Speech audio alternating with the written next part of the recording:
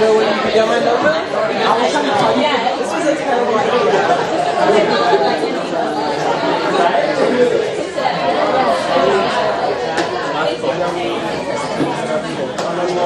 That's what they are. Maybe you would already have it. I don't know. You want to hit counter, right? Ben! Ben, we're separated.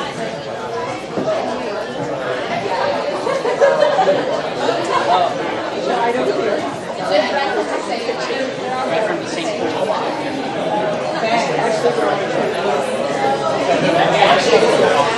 No, we can't. Not helpful.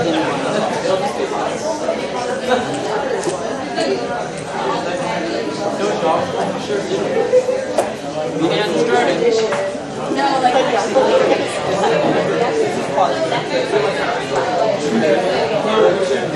turn off. I know you didn't go with that.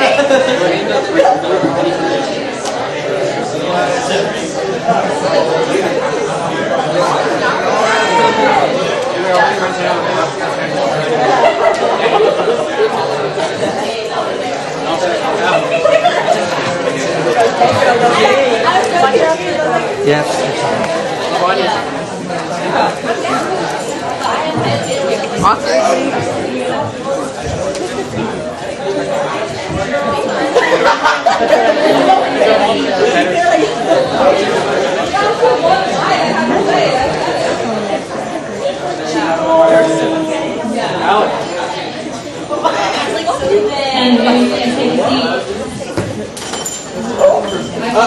Order at 7:23 p.m. on September 28th. First on the agenda is roll call. Will Morrow. Here. Sumaya B. Here. Sheena Paul. Here. Rachel Schuster. Here. Karthik Prasad. Here. Grace Kojak Kim. Present. Fatima Salinas. Here. Benedict Galvez. Here. Alicia Lam. Present. Anshul Chugh. Present. Zoe Broom. Here. Wes Adrianson. Here. Sina Rashidi. Here. Maria Cho. Here. Kathy Tran. Here. Jason Tain. Here. Diana Wynn. Lulu Vicente. Here. Andre Liu. Here. Alana Bates. Here. Next on the agenda, next is to adopt the agenda. I would like to make one amendment. I would like to move NY Architects up to right after adopting the agenda because they have a flight to catch at 7:50 p.m. Is there a second? Are there any objections? I would like to adopt, is there a motion to adopt the agenda as amended? Second. Is there any objections? The agenda is adopted as amended. Moving on to NY Architects. First up, we have 15 minutes and then 5 minutes for questions. So please come up to the front.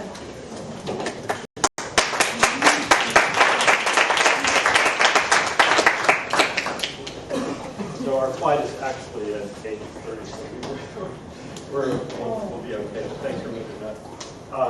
My name is Mario Gillich. I'm with MRY Architects. And can you hear us, or do you need the mic? So my name is Mario Gillich. I'm with MRY Architects. We're out of Santa Monica, California. We've been involved with, I've been involved with your for about 8 years. They're awesome, your predecessors, and we'll be talking about just very briefly the architectural vision for this union and how it was shaped through collaboration. And we'd like to also thank Lavanya for inviting us to chat briefly about the vision of this project. One of the things that we wanted to convey tonight is the importance of the endurance of an idea. Your leaders, as you represent your constituency group, and as architects, we're leaders too. And what we share in common, I think, is ideas are powerful, but they have to endure over time. And the union is certainly an example of that. Jason, you want to introduce yourself? Sure. My name is Jason Pico. I joined this project a bit later than Mario in 2011, about 2.5 years after project planning had already taken place. And I came in kind of on the design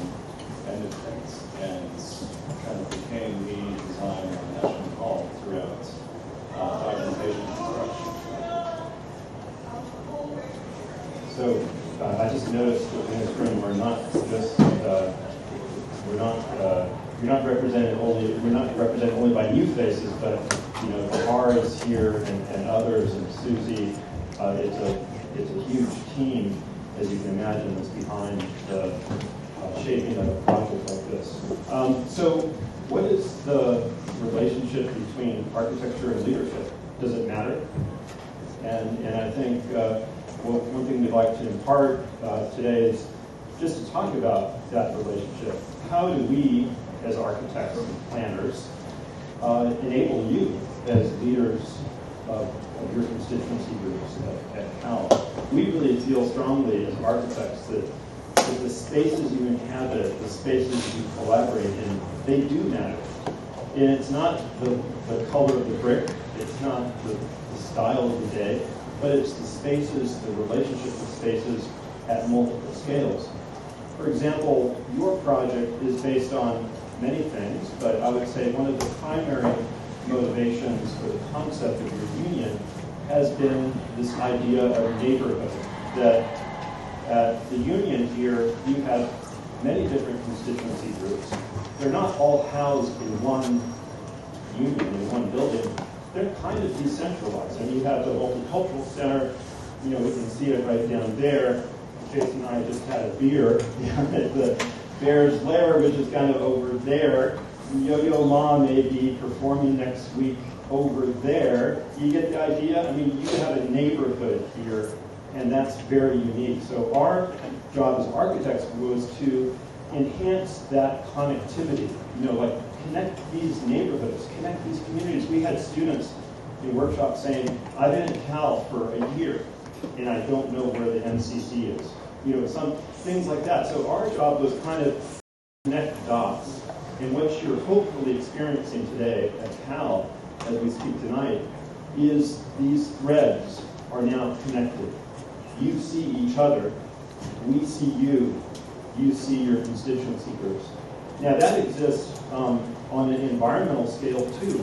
You have a rain garden, which is this beautiful thing that filters water from the roofs of these buildings down into Strawberry Creek, connected to the bay, the region.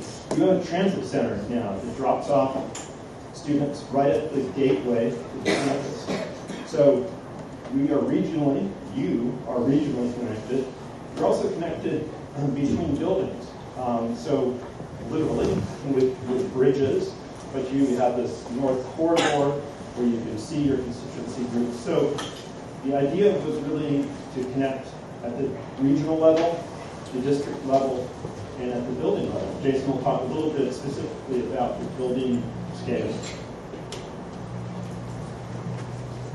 Thanks, Mario. Thanks, everyone, for having us. We really appreciate this opportunity to talk to you. So when I toured the old Ashland Hall for the first time in 2011, walking around the plaza and on Bancroft Avenue, I'm looking at the building and I'm seeing walls of brick and concrete.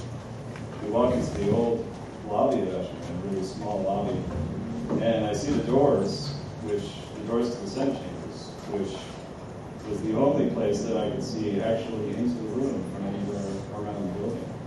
And we realized that the chambers is isolated.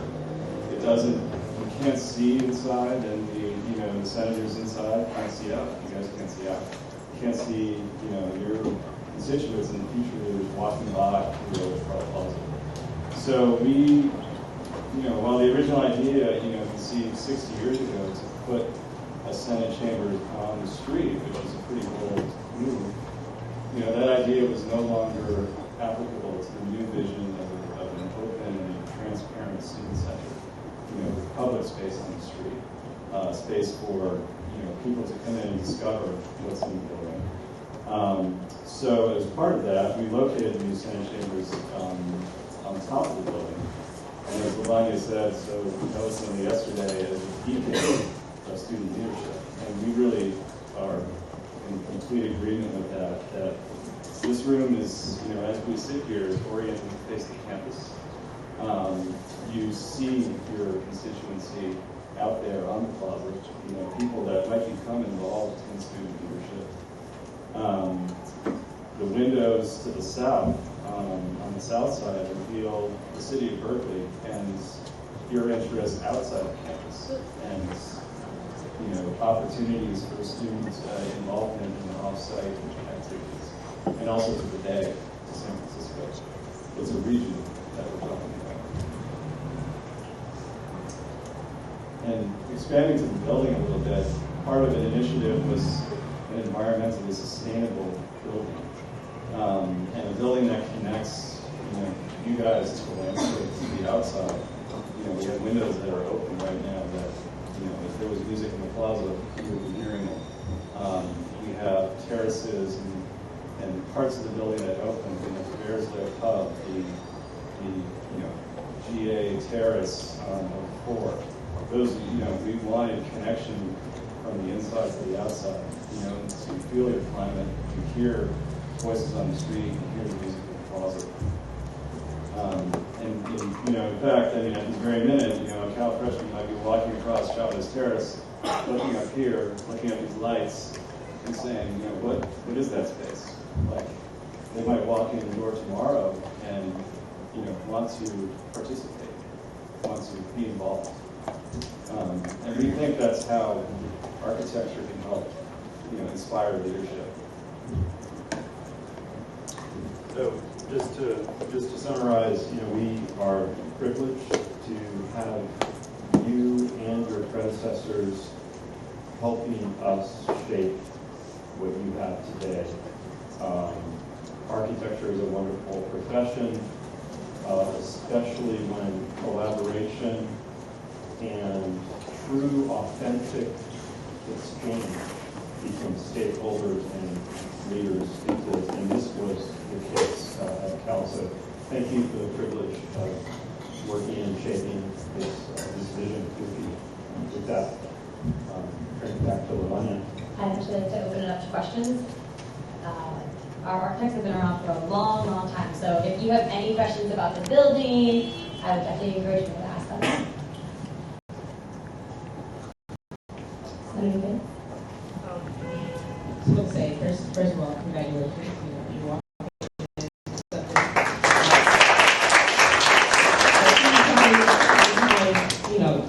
you and my predecessors and sat down with the blueprints and these sections, that's how, or MCC in particular. I just want to appreciate you because it means a lot to me to walk in and you see the ribbon. It's really amazing.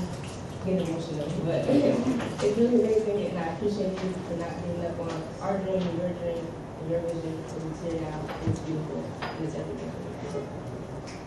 Thank you very much.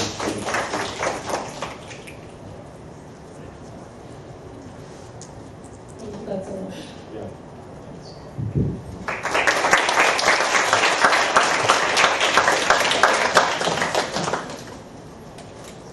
Moving on to general public comment. First up, we have Beth and Naomi. 2 minutes.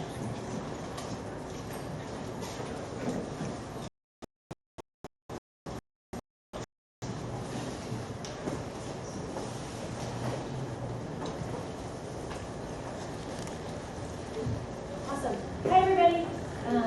Thank you for having me. Again, my name is Beth. I'm with CalPERG. Jack couldn't make it tonight. It's our weekly announcement. And this week, I just wanted to thank you so much for your support last week in passing the resolution to support net metering here in California. And just actually update you all that the statewide coalition that CalPERG is a part of has now collected over 100,000 signatures from individuals across the state of California. We're really excited about 1,000 coming right here from Berkeley and about 10,000 students specifically across the state. So thank you so much for being leaders in this movement to actually act on climate and make a difference. And then I just wanted to extend the invitation to you all that on November 5th, which is next Thursday at 10:30 in the morning, there's going to be a press event in San Francisco to actually do a statewide drop of all of these petitions. So we're going to have actually wheelbarrows full of them to make a big stink about it, because it's the most the CPUC has ever seen on any issue. So if you are interested in coming, we would love to have you presenting the student delegation to make sure that they know students care about these issues. So definitely just shoot me an email or anything like that if you're interested in coming. We would love to have you attend. It's beth@calpergstudents.org, or if you just want to say hi. Perfect. Thank you so much. Next up, we have Ken. and on deck is Consuelo.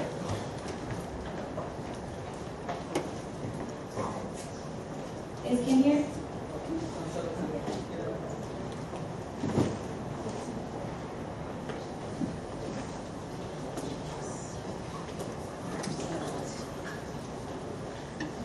So we're here for the work solidarity field that's being crafted by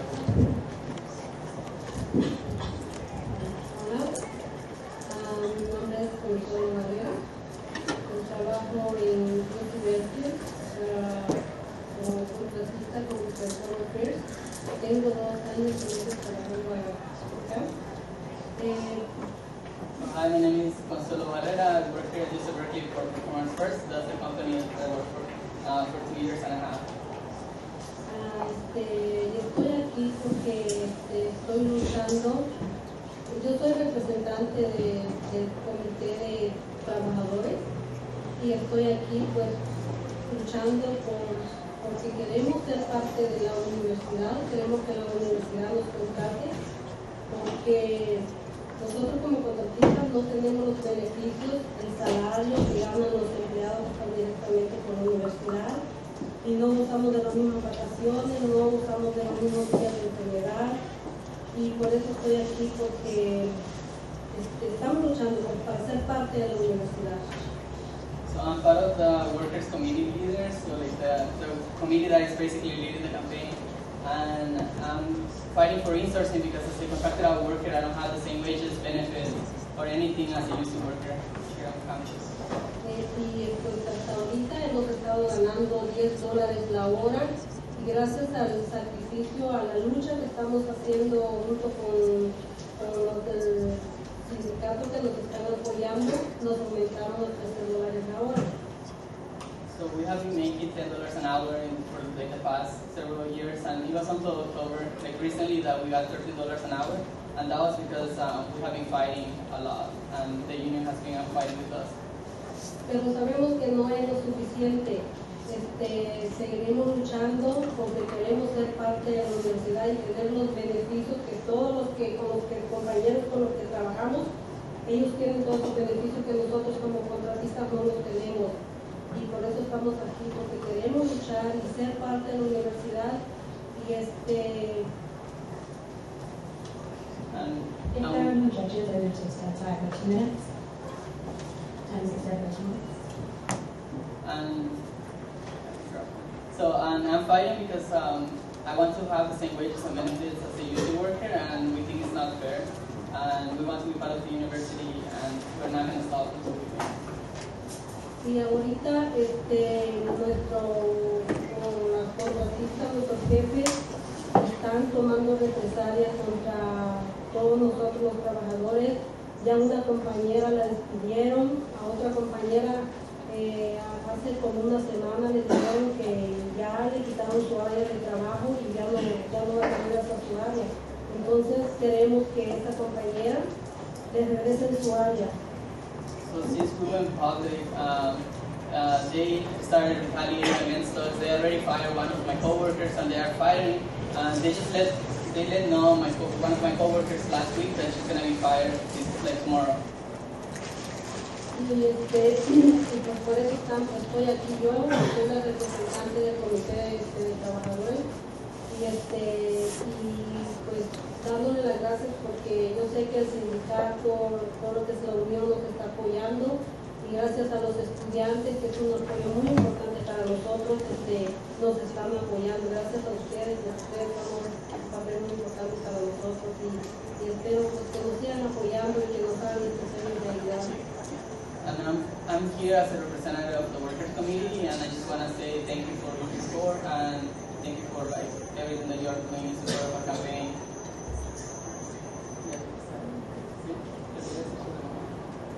Oh, sí, mañana nosotros vamos a tener una delegación. Oh no, rally. So they're actually doing, they're having an event tomorrow, and we're gonna talk more about it.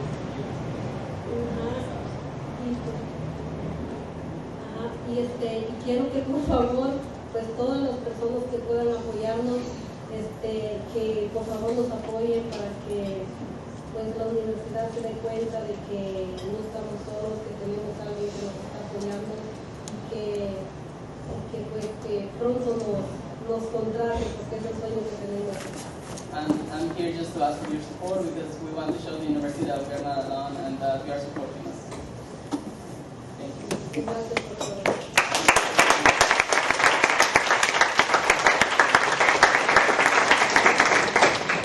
Next up, we have Anais.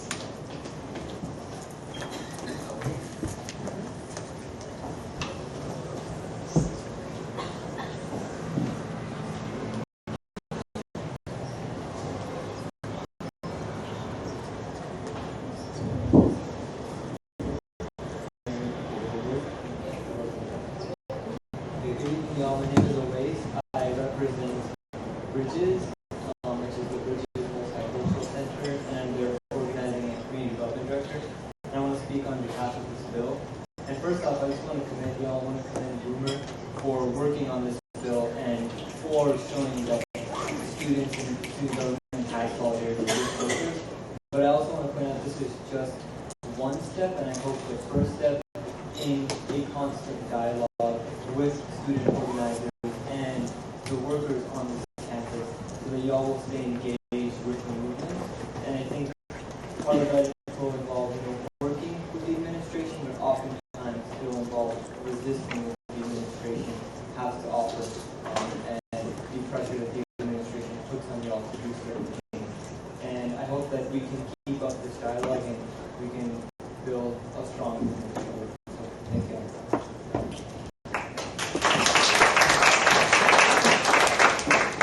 Next up, we have David Loomis.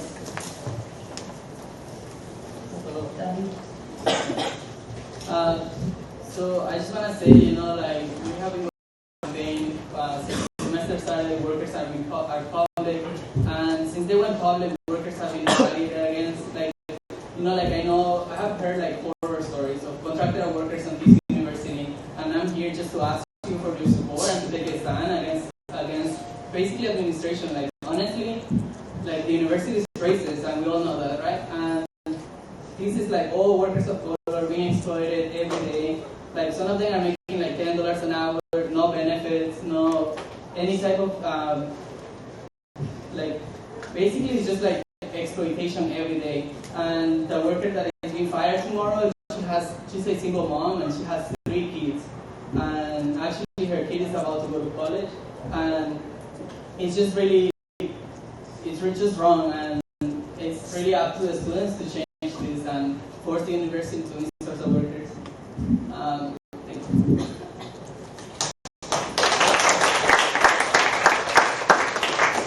Next up, we have Jason Na.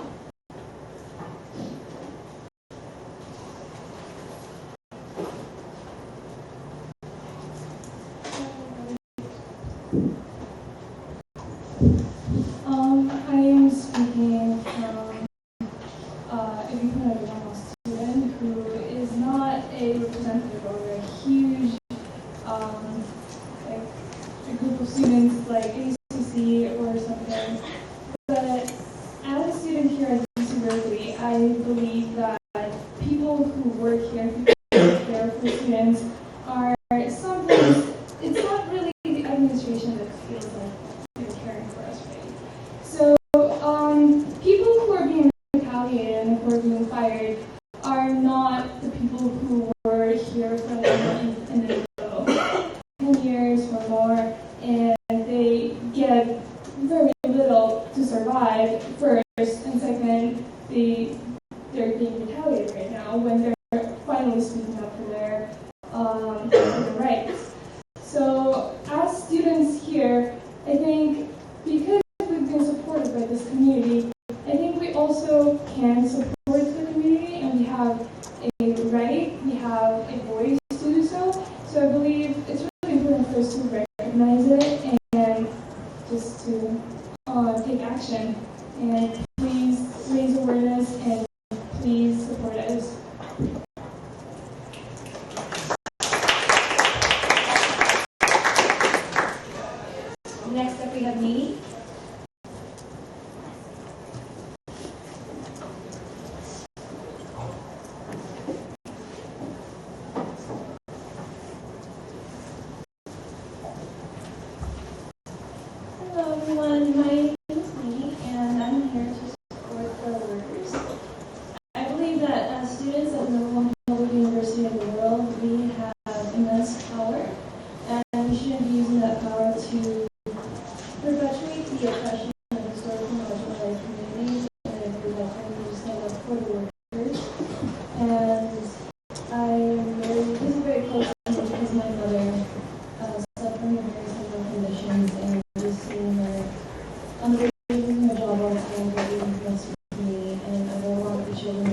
your CPA hasn't.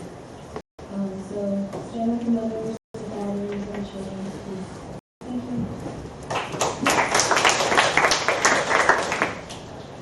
Next on the agenda is guest presentations. First up, we have SHIP for 10 minutes and 10 minutes for questions.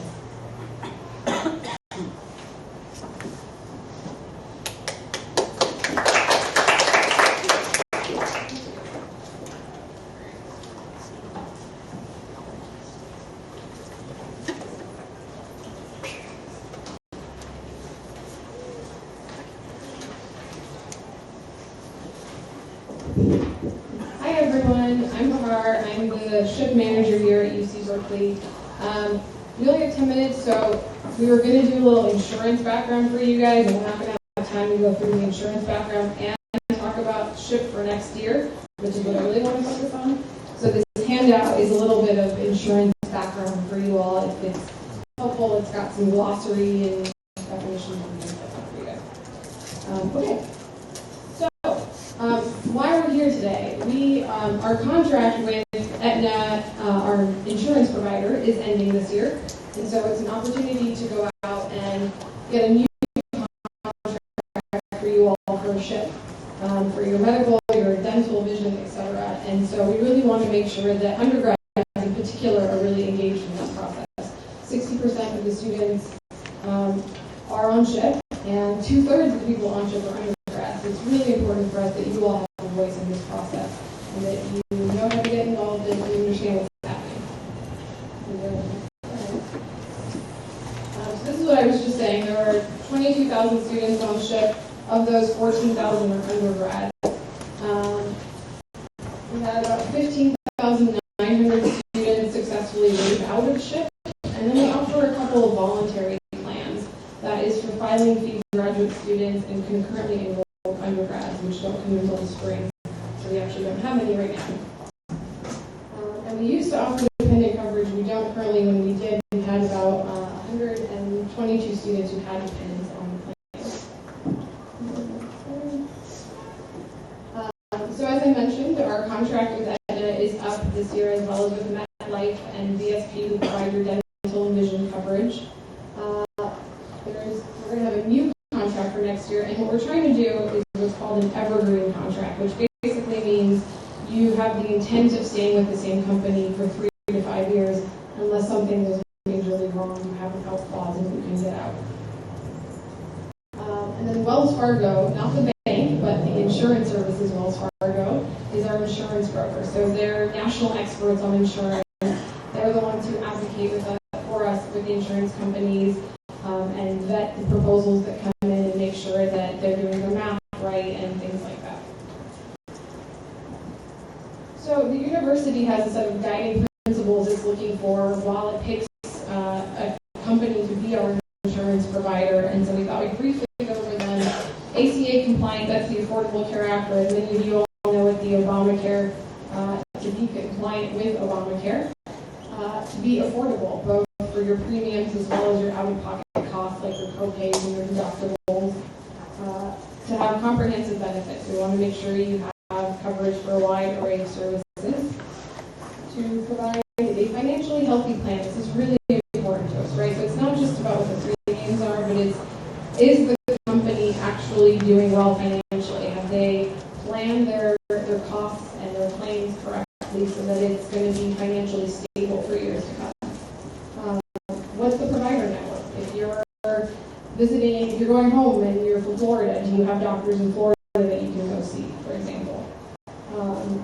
A responsive and helpful account team. So if you all have to call customer service, or if we have to call customer service and get an advocate for you or find out what's happening with your claims, we can do that. Local control. This is really important for us so that we can tailor the plan to things that you all need, and to be able to respond quickly when things get, if there's a trend, if we have all of a sudden a spike in all of our students going to ER, that's going to drive up the cost. So if we can respond locally, it allows us to make tweaks. Limited subsidization. So this was a big deal when we were part of the system-wide SHIP. The bigger campuses like Berkeley and UCLA, our students were subsidizing the smaller campuses. And so when we left UC SHIP, one of the important things for us was that our students didn't need to subsidize the we did subsidize the undergrads, subsidizing grads, we had local control over that. And then accurate and timely data reporting is just really important, so we make sure that we're staying on top of our financials. So really briefly, the request for proposals, the RFP for the insurance companies, is going out November 16th, which is one of the reasons we're here today. Our carrier, so the carriers are going to bid in January. That's the companies, that's your Aetnas, United Healthcare. They're going to bid to the broker in early January. The broker is going to spend some period answering their questions, vetting their responses, and then presenting it to Berkeley. And then the CFO, Rosemary Ray, is the ultimate decision maker on our campus. She makes the final decision by February 29th in time for financial aid packets to go out. So this is where it's going to get a little technical, but bear with me. So the ACA, Obamacare, has some rules about how health insurance works. And one of the rules are that student health insurance plans are given a score. Think of it as a percentage. It's called an actuarial value score. What that really is it's a calculation based on how rich the benefits are you get versus the premiums and the claims that come in. And so they give you a score. And those scores determine what type of plan you have. And they're called the metallic tiers. So you get a bronze plan, a silver plan, gold plan, or platinum plan. Berkeley SHIP is a platinum plan, which means our score falls between 88 and 92. Now, if you were a gold plan, you fall, as you can see, between 78 and 82. You cannot fall in between those things. Okay, you have to fall in one of the brackets, is one of the rules. And so why this matters for all of you is that if the benefits, or if the premiums come in, if the bids come in and it's really high, and our students can't afford it, there's a trade-off. You can lower your benefits, but you can't just lower them a little bit. You have to stay within the bracket. And if you can see, our score is 88.9, so we're already on the low end of the bracket. So if the premiums come in too high, you have to significantly reduce your benefits to go to a gold plan. So it's a trade-off that the campus might be looking at this year, and it's one of the things that we all want you to weigh in on is what's important to you, and we'll get to that in a second. Also really technical, but there are two types of plans. You can be a self-funded plan or a fully funded plan. And this is about who takes on the financial risk for the plan. In a self-funded plan, the university or the administrator takes on the financial risk. So if your premiums are set too low and your claims come in too high, then the university takes the financial loss. In a fully funded plan, the insurance company takes on that risk. So a loss goes to them. Now, you have more control in a self-funded plan, but you also have more risk, especially as the rules about the Affordable Care Act are continuing to evolve. Being a fully funded plan gives you a little bit of protection from that. But you also have to pay federal and state taxes if you're a fully funded plan, which is what Berkeley SHIP currently is. And the rules about the Affordable Care Act are different from these two. One of the important rules that's different is what's called the Parity Act. So last year, the Department of Health and Human Services came out with this ruling about parity, which was interpreted by insurance companies to mean that different people on the plan have to pay the same price, which meant the way the insurance interpreted it for us meant that if we offered dependent care, spouses and children or domestic partners had to pay the same price as students. And so it was one of the factors that came into play last year when the university decided to discontinue the dependent coverage. Now this year we've had some indication that Health and Human Services is saying we didn't intend it to be applied that way, but they haven't officially come out and said that. And until they do, the insurance companies will keep moving forward as if the parity ruling applies. Now we hope that they'll clarify that before we have to make our decision in February, but if they don't, then we're going to have to move forward assuming that you have to charge the same price for dependents and students. And it doesn't apply to self-funded plans, which is why I explained what self-funded was. Okay, the RFP. So the RFP, the request for proposals, asks to bid on a couple different things. One is undergraduate and graduate premiums, obviously. We want to know, we were going to price a voluntary dependent plan again. SHIP Plus option. This is something we're thinking about offering for our athletes for intercollegiate athletics. They're currently excluded from SHIP for for sports injuries related to the sports they play. So we're looking at bringing an option back in for them at an extra cost. Voluntary concurrent enrollment and filing fee, and then we're asking about what is their provider network. We want to make sure that the top doctors that you all are going to, be it mental health, primary care, specialty care, continues to be doctors that are covered for you in network. So student input.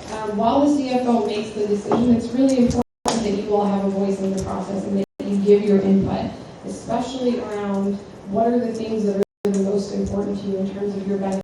If we do have to go from a platinum to a gold plan, what's more important to you? Do you want to keep your co-pays low? Do you want to keep your deductibles low, your out-of-pocket costs low?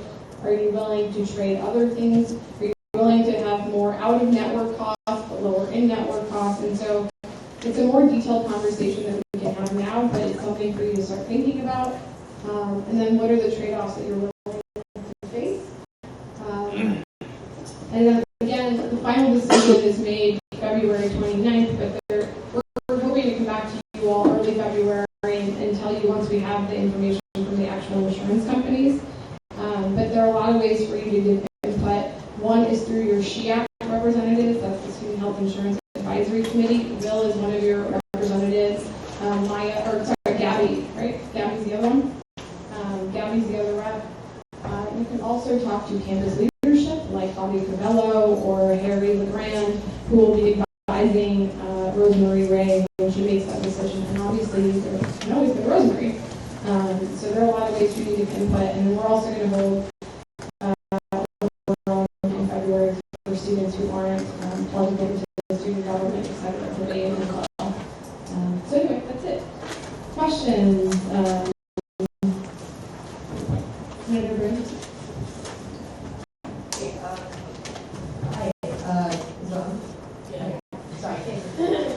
Thank you so much for coming in.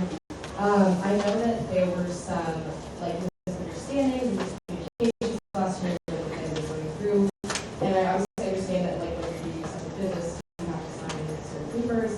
I don't know if I'm into that, but I guess how will you ensure that the process is as transparent as possible, considering that this is a business transaction? Yeah, so we've tried to make some changes based on feedback we got last year. For SHIAC, the Health Insurance Advisory Committee now has a website where we post agendas, and we've created a Google Drive for them so they can see the materials that we got and share it with their constituents. We're also really trying to help our SHIAC representatives be more capable in representing those constituents, and then we're offering to come out in situations like this. The open forums that we're looking at in February. We're also trying to keep campus stakeholders in the loop. So not just students, but we're meeting with the financial aid office, CB3, student affairs, and team of students, grad div, and trying to keep them looped in throughout the process as well.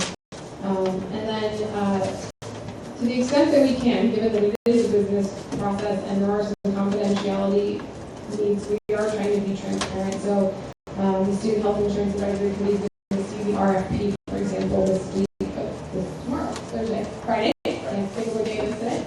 Friday, even though it's in a draft form, and so they'll still do changes, but at least we'll get to meet in throughout that process. Senator Mara?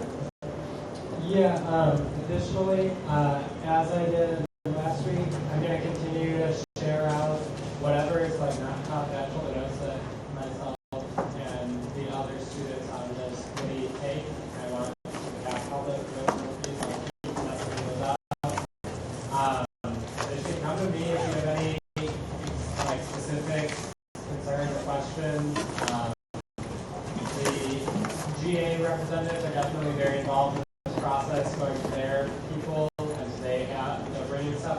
If you are hearing things or have explicit concerns or things that you want to make sure are addressed in the trade-offs, talk to me.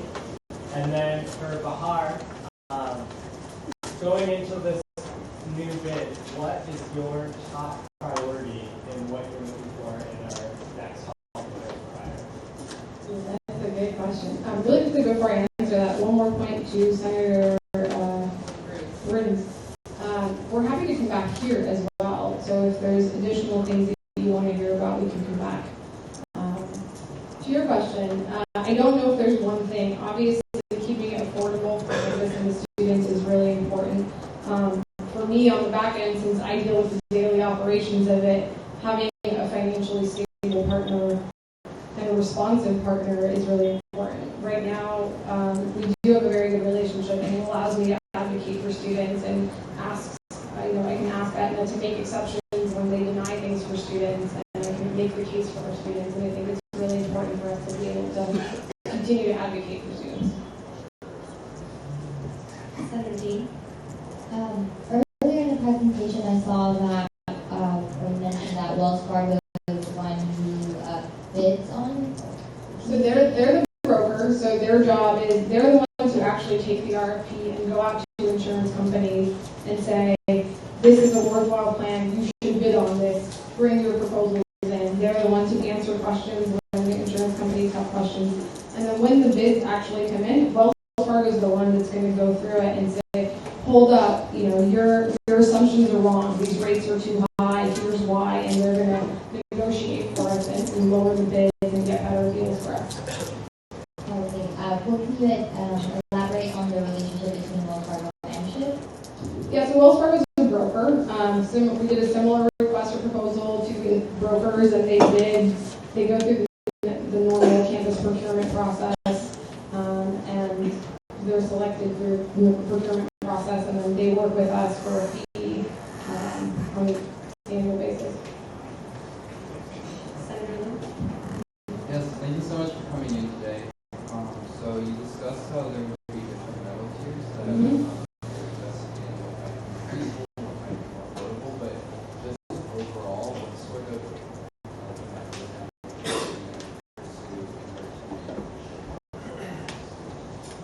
So there's a couple different things that TANG has been doing, or UHS has been doing right now to help bring the cost down.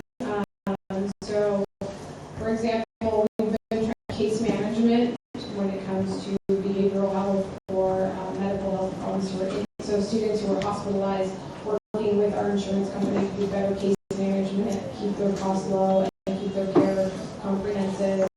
We're doing some changes on the pharmacy management side. We're trying to better educate students about when to really go to the ER versus coming to urgent care. The Sunday hours at Pain Center have really been helping with that. We also have a 24-hour nurse line, so we really encourage students to use it, especially because sometimes you have something relatively simple, which, not to get into medical things, but like urinary tract infection. You can get a prescription over the phone and not need to go to the ER. And so there are things that we're looking on. Are there any other questions? Thank you, Bahar. Thank you so much, everyone.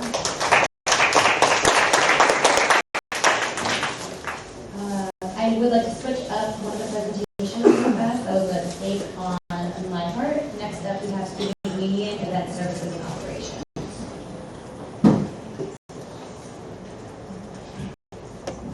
Hello, everyone. Isn't it exciting to be in the Senate chamber finally? Oh, snap, yeah. My name is Susie Hoffman. I'm the Director of Operations here for the ASUC Student Union. And I wanted to come and just kind of give you an overview of what we've done in the past couple months. We had our grand opening yesterday, and that was beautiful. We had so many people turn out. We ordered cookies and lemon bars for 50 people, and I think 500 people showed up. So we really underestimated the popularity of our little event. But that was it warmed my soul to realize that other people besides all of us in this room, in our community, care about this facilities and opening the buildings. It was absolutely great. Some of the things you'll see, the move-in, I think, went pretty well. Everyone moved in pretty easily. I think we still have some problems here and there, but we're working through them. We have it's not always been smooth sailing. Just to be transparent about this, there's things that don't work. There's access points that you can't get in. You can get in. One day you can get in the door, the next day you can't get in the door. Things about the access, we are working very closely. I will just say they're very, very sensitive, the keypads. So if you put your ID up there and it doesn't beep, don't just keep hitting it. Just like give it a break, let it reset, and try again. And if it doesn't work, just talk to Jeff Bigman, he wants the job. We are working on it door by door. We have over 980. We had 6,000 things on the punch list. That's 6,000 things that were wrong with both buildings. And now we're at 898 things. So we still have a lot of things that are wrong. You know, some doors on the 5th floor are installed backwards in the baby room, so you're not supposed to get in. You can always get in, and that's not right. The Senate workroom, like there's things that still are wrong. We're on it. We'll get to it. Please just email Jeff if something, go on Trello, email Jeff. Well, we've probably already seen it, and we probably put it on there. But we really are working hard to try to get all of those 898 things completed. We expect really for everything to be completed by January. So come January, still hasn't gotten done, then you can yell at me here. You can say, like, Susie, you promised. Because I'm going to probably get down to probably 100 of those things by January. Some of the things that even in this room, like the sound system. We were supposed to have a sound system that had given you more microphones. But somewhere in a project they added it, they knocked it out of the project, so we only have 4 microphones in this space. That's not feasible. It doesn't make any sense for people that use. So we're going to invest some money with working with all the ASUC execs on trying to make some of the spaces that got value engineered back to where we need them to be. So you're going to be some patience. You might see this for a little bit, but I can guarantee you over a period of time it's going to go away. Let's see what else can talk. We're really excited about this Students of Color Conference coming up in 2 weeks. This conference is my events planning team of 3 people. We have 1. So we've had some people that step up with our crew. Matt Savory has stepped up the scheduler to be an event planner, and he has been working on this conference. Please give us patience and grace during this period of time. The clients, everyone that's coming here will notice difference, but you might notice something that might go a little skewed. Be on our team, help us out. We're going to have over 1,000 people here that weekend. We all representing Cal. Help us move forward and really do our best foot forward. We are really excited about this conference. Another conference that's coming up is the Clinton Initiative, I think that people have heard about. That's going to be in April. That's going to be another huge endeavor that we are willing to take on that challenge. We've had a lot of different events going on in the public ballroom. We are still working on the room reservations on this side of the house for the smaller rooms. And we're working with ASUC execs and the cabinet, and it's just so much going on that we just couldn't get a point to make the room lot. Just couldn't pull. Somebody were priorities, but we'll get there. We're hoping by November 15th you'll be able to go up to the glance, swipe the screen, put your room information in there, and it'll be great. We'll train people how to do it, but again, just give us some grace here, and we'll kind of make it happen. Some of our student employees, some of our student staff, we are going to do a little more training with our student staff. So again, please just be patient with us. If they kick you out, you don't have to leave if you have access to this building. Believe me, we're working on different things, right? We will always dish out of the building. But you know what? They've all started, and it's just really hard to learn everything. And again, these are your colleagues, these are your peers that are running these buildings. So just try to treat them with respect. And I have to tell you, if you did treat them with respect, I totally appreciate that. Yep, she left the building. He said, okay, you took this stuff left the building. When they walked away, they just came back.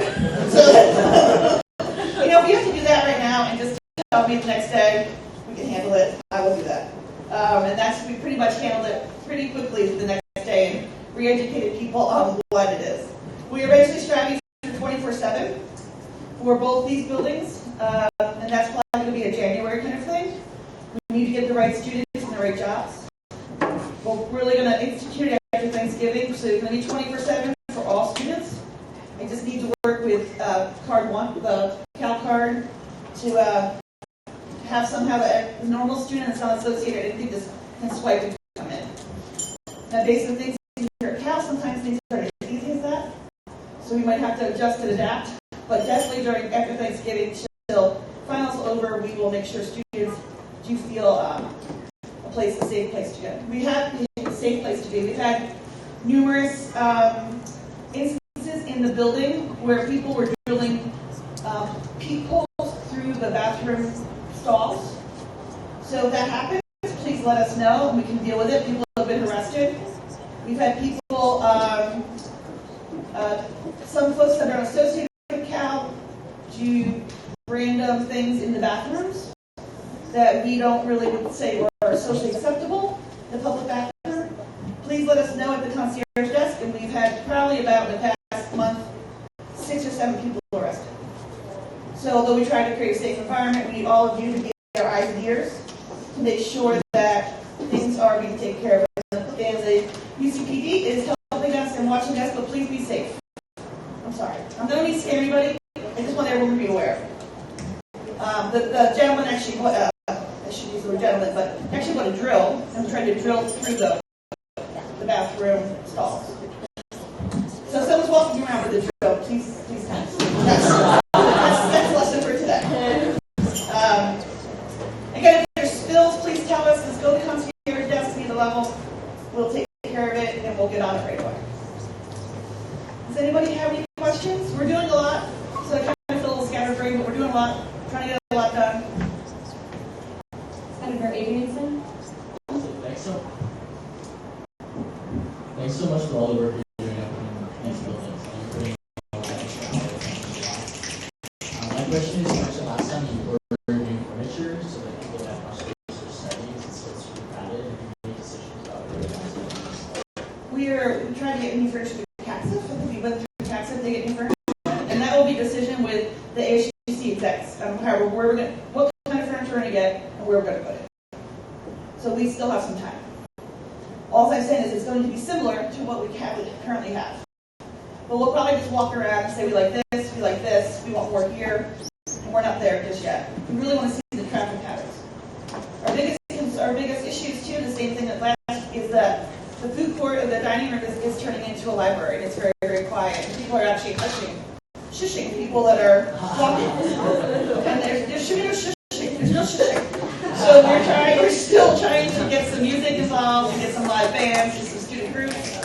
So we'll get there. Believe me, we'll get there. We think we all have the same vision, but we just I'm trying to get people to have access before I worry about shushing. So these have the priorities. Senator Salinas. So we have like security cameras anywhere? Yes, there's security cameras in both buildings, and they're hooked right up to the UCPD. There's a lot of security cameras. And that's how you're working most for us? No, these are all people that, it was 1 o'clock yesterday afternoon.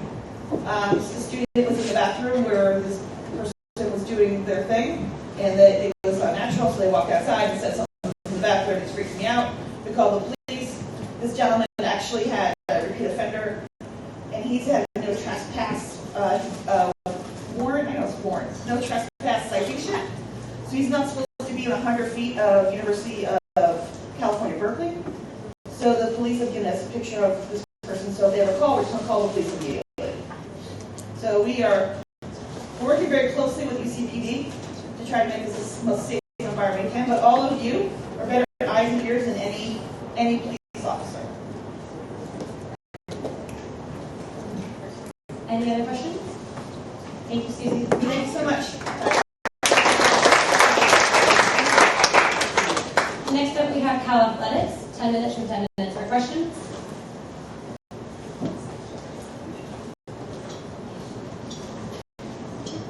How's it going, everybody?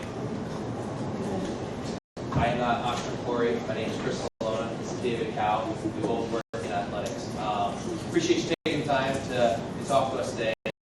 But the reason why we're here, your brains, when it comes to student attendance, particularly at football games. How many of you guys have been to a football game? How many haven't? For those that have, why do you guys go? Go for it. Or are they okay to just kind of go up and go out and try to break protocol? We'll just go with Saturdays. Just throw it out there. Because it's traditionally American, and I'm not from here, so it's a really American thing to do. Okay. Have you gone to more than one or just? I thought I liked it. Okay, very cool. I needed a new profile picture. There you go. I've been to every minute of every game for years. Awesome.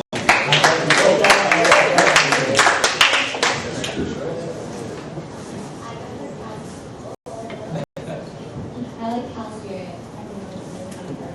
Awesome. Now, for those that haven't come to games, what's the reasoning behind that? Because I think there's less people. Yeah.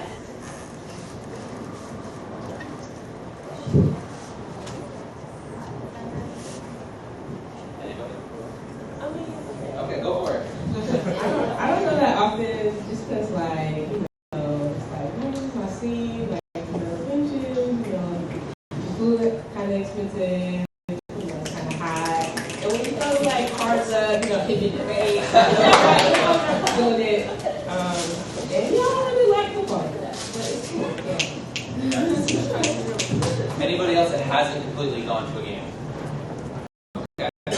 My freshman year, the first game, and I think that being on Senator Banks, I think everything she said is that it's extremely hot. I don't think that if there's a way that maybe there's like some kind of fan or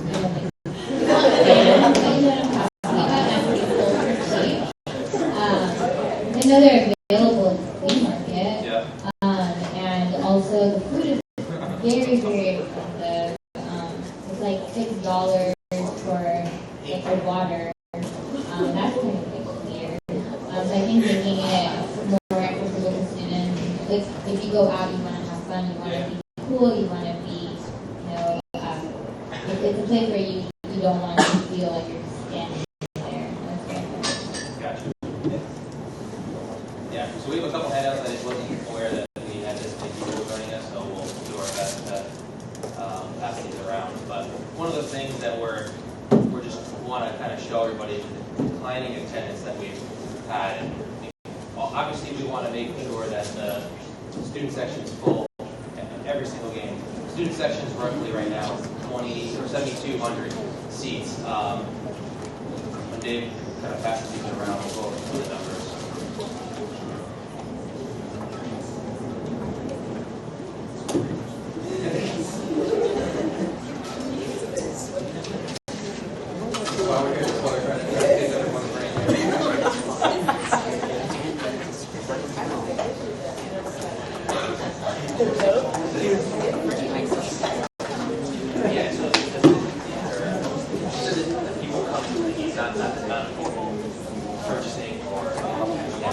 Biggest thing we're talking about is attendance, not the number of people buying. I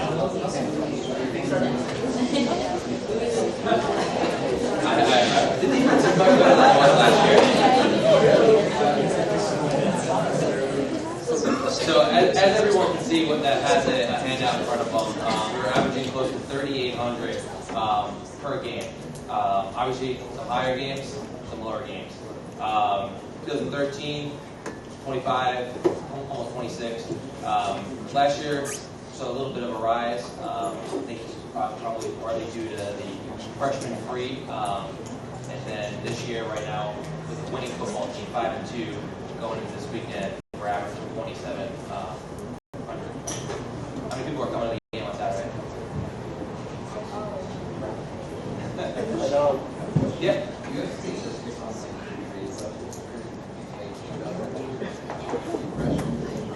Yeah, we do. I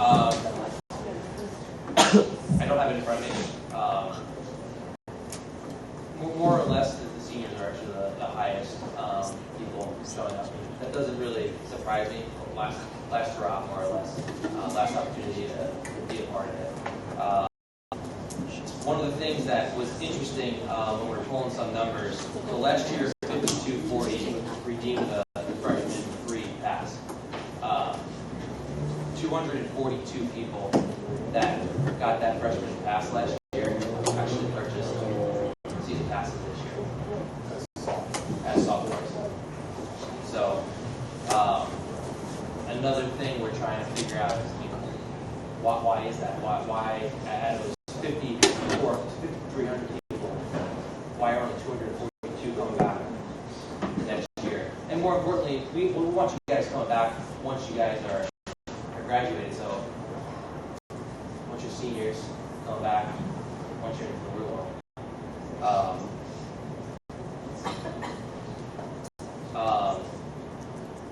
Biggest thing is possibly the ability to shrink the student section. Like I mentioned, 7,200 is the capacity as we currently stand. You see the averages of people showing up to games. If we remove one student section, we bring the capacity down to 5,600.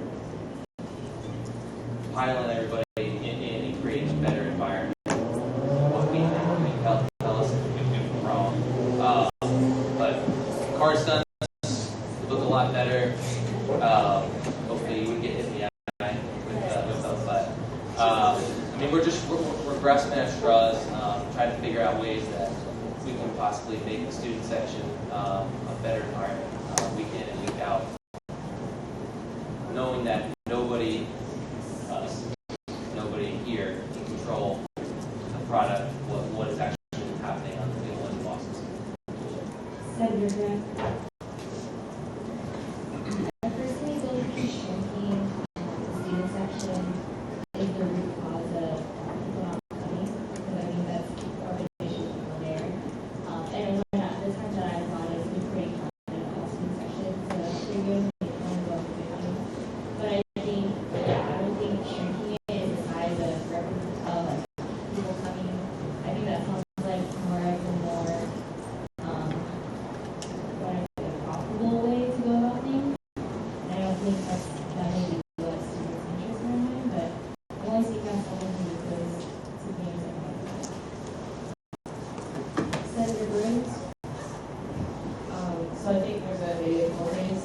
I know that, like, just to be very frank, some of the things that people do right before the games, around free throw, like they turn into, it's like it's hot, they get dehydrated, or they just get tired, and they're like, I don't want to walk away there, like, or they like don't buy tickets knowing that that's going to happen, and it's like that, they like premeditate, I'm not going to spend $19 if I'm just going to do this all season, because like maybe they've done it before. Even with like a free pass, they get cut up, their friends are out, that might be something. I also heard from people that the season pass deadline is like not really well advertised. Sometimes they like miss out on an opportunity to get a season pass because they like buy it before they can.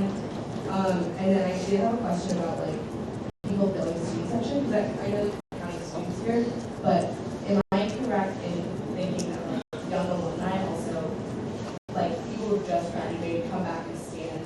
Because I'm sure people, young alumni, are moving into the student section. I mean, technically, they're not counted in any of these numbers. I mean, kind of going back to people showing up. I mean, the issue isn't really for us getting passes out there. A lot of passes are out there. It's actually getting people to then show up. So, I mean, we come close to selling out every single year when it comes to the actual passes. But when you sell 7,200 passes and only, like last game, 1,700 people showed up, that's what's rough on our end, because we're expecting. When tickets are out, you expect that many people to show up each and every week. Obviously, not everyone's going to come, but you would think that the majority of people would. Senator Mora. Yes, thank you for coming in. So I'm actually one of the heads of the bench initiative. Yep. And so it's interesting that y'all are coming in today.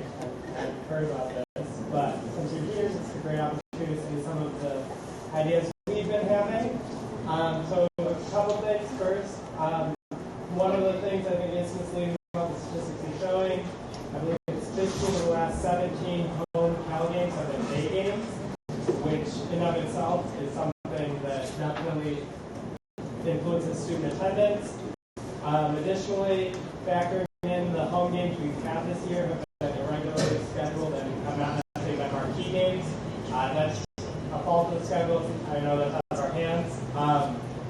But one thing that I was wondering, because this is something that I've actually run into problems with when trying to work with Cal Athletics, is what are you all doing to try and get student leadership on trying to bring this marketing effort forward? Because I've seen a lot of marketing ideas and whatnot being done from the administrative levels of Cal Athletics, and a lot of ideas that have been submitted on student levels or like working in channels outside of Cal Athletics have fallen on deaf ears. So like I've been working with Lauren and John, and we're trying to.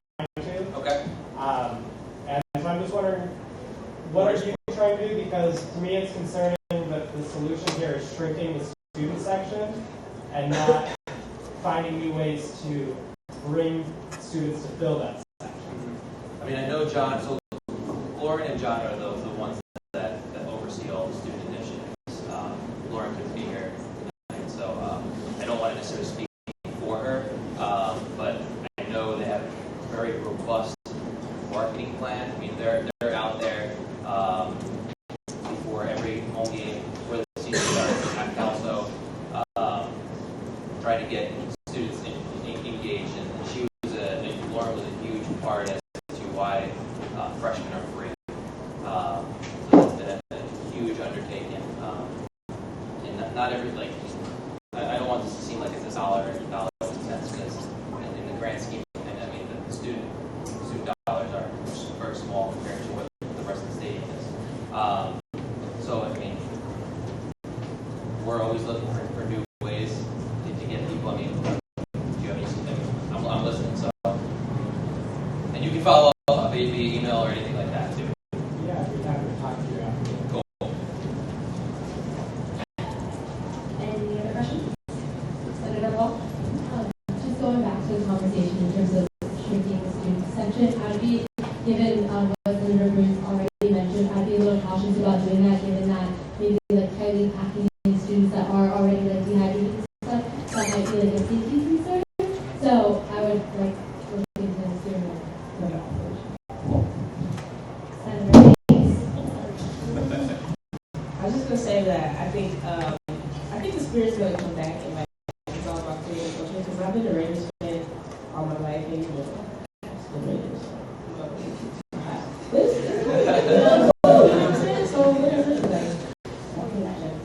But I'm saying, like, I go because like tailgates and all that stuff. The tailgates are popping now, or it's going like next year, like it's probably going to be like bigger and bigger and bigger, and it's all about the culture, honestly. Like the last Cal football game I went to, I didn't really go. Talk to me about culture. What do you mean by culture? It's like you go to a football game, honestly, not to see them play, but like halftime shows and like drinking. Honestly, I mean, I can't say that. I mean, I don't drink, but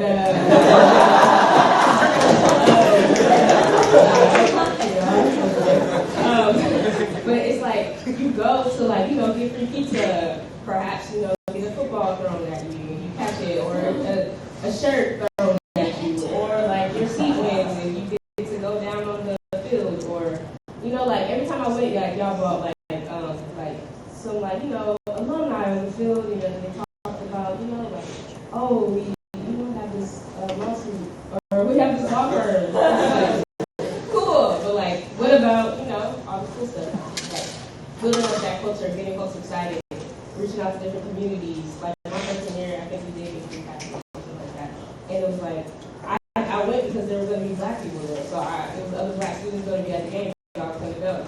So the culture is about building that culture. Cal Spirit is cool, but you have to like market it towards separate communities, because who all has Cal Spirit is a different conversation for a different day. But like we can build that spirit, we can build that culture, we can build the like football, and that's what we can all come together. Again, I'm ready to think about that. Like die hard, you know what I'm saying? Like it's always there. And it can be that I can feel that way when I'm alone. Like die hard. Football team. Even if we suck, it doesn't matter. Culture. Senator Prasad? Yeah, thank you for coming in today. I know you gave us a lot of numbers on student attendance. Do you have any numbers on overall attendance? And kind of the same thing on that part of the campus?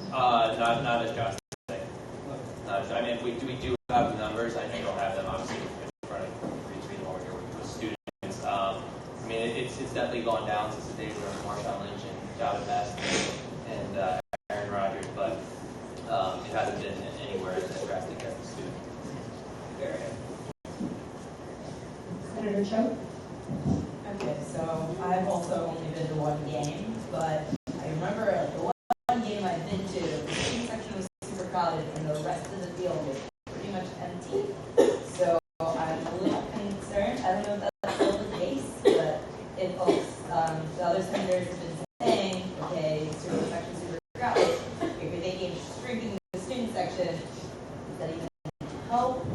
I guess is my question. If the other sections are still going to be empty, and then I wanted to repeat. I think Senator Morrow mentioned this. The day games on a Saturday. I might wake up at like 1 p.m. We got off to like noon, and like we all have senators with preseason passes. I haven't gone yet this semester just because of the kickoff time. So I think that's something that would really, really help. Yeah. Kickoff times are tough. I mean, this is something that every single more or less Power 5 conference team goes through. Unfortunately, I would love to know well in advance what time the games are going to be. You know, it's interesting because you say later, you know, you prefer it later, right? A lot of people that we're dealing with on the phones every single day actually hate night games. The alumni. So it's a double-edged story. Same thing like music, you know what I mean? A lot of the alumni want to hear the band, play band. A lot of younger people I want music, I want, you know, whatever, you know, new type of music's out there. It's a balancing act. It's tough. Here's a quick example on kickoff time. Saturday's games at noon. For a lot of alumni who were waiting to buy tickets because they were waiting to see the time to come early. That 4 p.m. or 7 p.m. game, your kids come into effect, or they won't be coming to the games, so it's on both sides. There's not an ideal time. I mean, there's not an ideal time for students. There's not an ideal time for alumni. There's not an ideal time for the average fan. Really, it's tough. It's tough. It's tough for us to plan too. I mean, you know, we find out the game time is just when you guys find out. So it's a conference-wide, nation-wide issue. Hopefully one day the NCAA will figure out. Senator Lee? Have you looked at other campuses that have robust spirit, culture, student attendance, and the systems or models that they use to get students to come to the games? Yeah, I mean, we have. I know Lauren and her team have done a lot of that as well. I mean, to be honest with you, places like Oregon, USC, that's what it's all about. I mean, going to football games, whether it's at 12 o'clock, 7 o'clock, midnight, that's what they live for. SEC is huge when it comes to that. And the students just want to hear about football.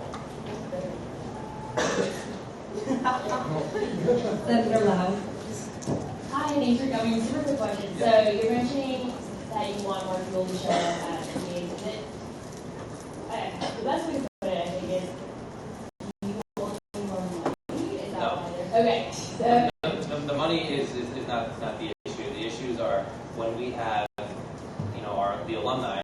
So future you guys calling us every Monday, emailing us saying that the students aren't showing up, that they're in the prime seats in the stadium, and that's what we're fighting. okay. We're fighting the future you.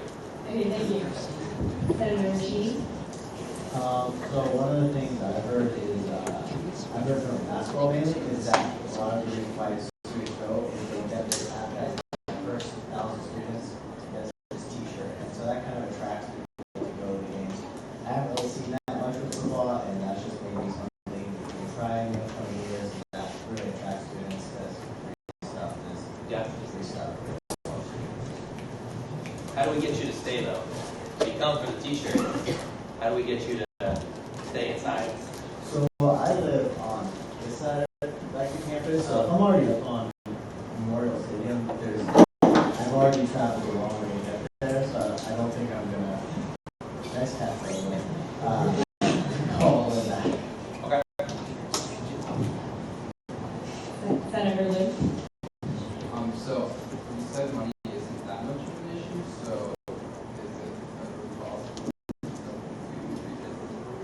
to students? Honestly, like, I think that would help a lot. Like you said, that only 240 sophomores bought season passes. Like, honestly, students usually only go to a few games that pay a penny. They won't go to like all of them. So that's why season passes might not be practical for everyone. If there are no objections, then we'll extend time by 5 minutes. Time is extended by 5 minutes. I mean, definitely something we can think about in the future. You know, I can make the argument though that out of 500 and about 5,300 people that had student tickets for last week, only 1,000 of them showed up. So, you know, they got free tickets and still didn't show up. So, I mean, the biggest thing is getting people to actually come. We pulled before, last year was the first year we did free freshmen, and at the end of the season, pretty strong schedule with Stanford here, UCLA, so at the end of the season, I believe, out of the 5,200, you all have in front of you on the sheet, out of the 5,200 freshman free tickets, about a third of them might be tickets. So, tickets out versus the people that are showing up,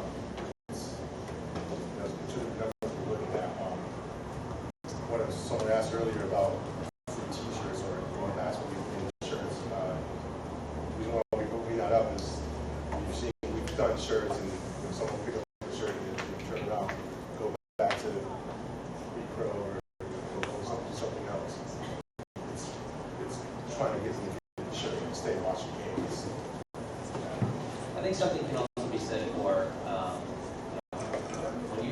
when you don't pay for anything, there's a lot less incentive to actually use it.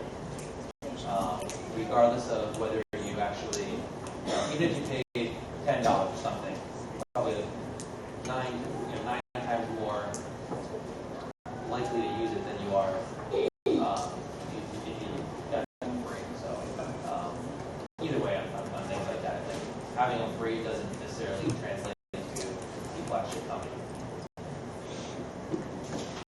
Senator Prasad. In the event that the decision is made again to sort of sell the organization, how would that be communicated, or is it even possible from your side? To like sell? To basically close that part of the student section.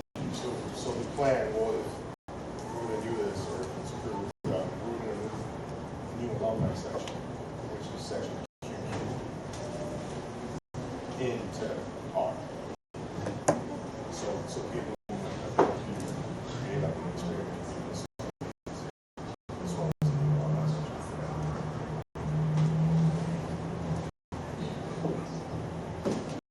Senator Banks.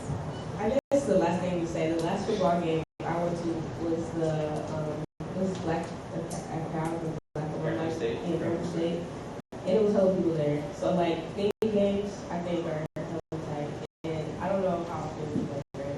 I don't think that's bad. It would be awesome if we could play. I know, yeah. The amount of people that showed up for it. Yeah, I mean, just like to go back to like culture, like everybody went because Grant went back to a great band, like just breaking out those like attractions are really good, or like who sings the national anthem, little stuff like that. Like you can get like up and coming artists and like right.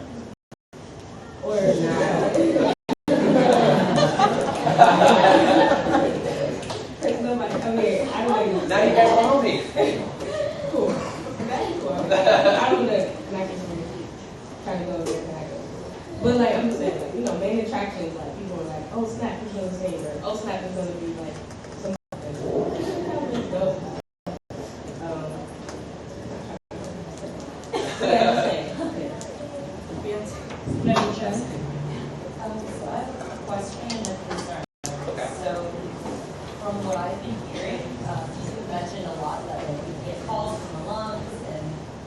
brought forth a complaint about the seats, and they brought forth complaints about the times.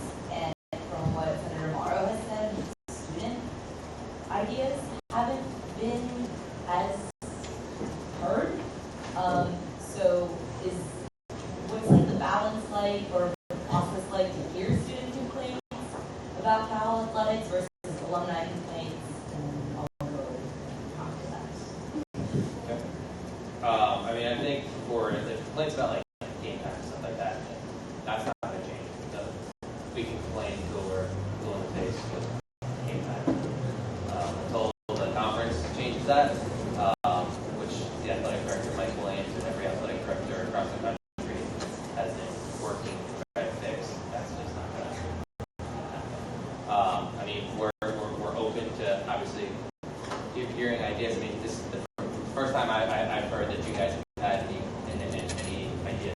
So that's why we're here. I mean, we wouldn't be here if anyone else did. Senator Morrow?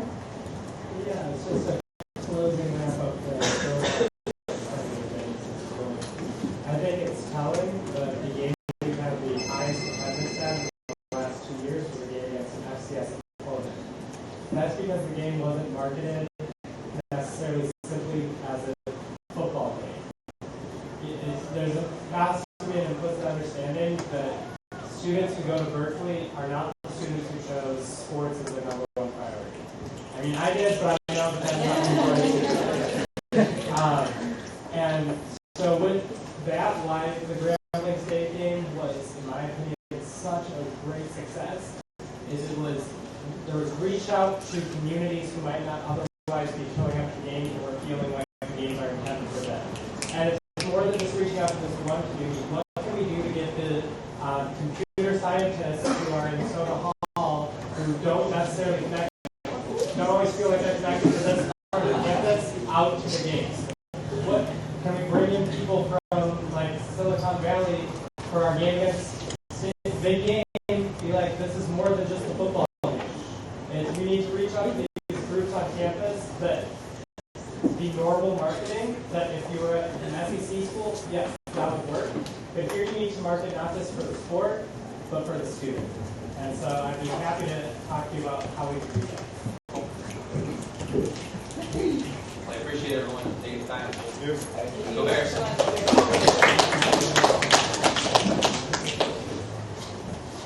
Moving on to executive officer reports. First up, we got President Dijon. 5 minutes and 5 minutes for questions.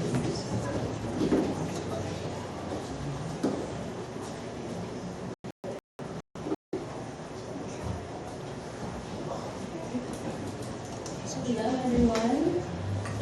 Updates. Let's see. So we've done. We had a sub-meeting for taxes to break them to see like 3 categories whether or not they meet guidelines and policies. So we finished those ratings, and so our meeting is not until November. So I'm pretty close to how that goes. I rescheduled my meeting with Andrew because she had an emergency. The MLK apps are live for the basement, and so they're out. We sent them out to the student affairs and to E&I, and then Tanya has all the details for that. Let's see. After AVP's email or Daily Cal op-ed for the transparency, Ben from the chair of the academic senate sent an email to Niels and I to talk about how we could follow up with transparency. So we've been very receptive to the content, so I would like to thank AVP for that.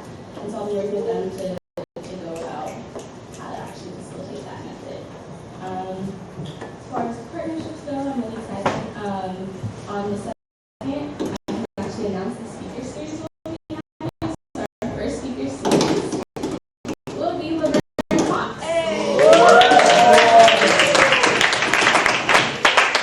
So she will be here December 2nd.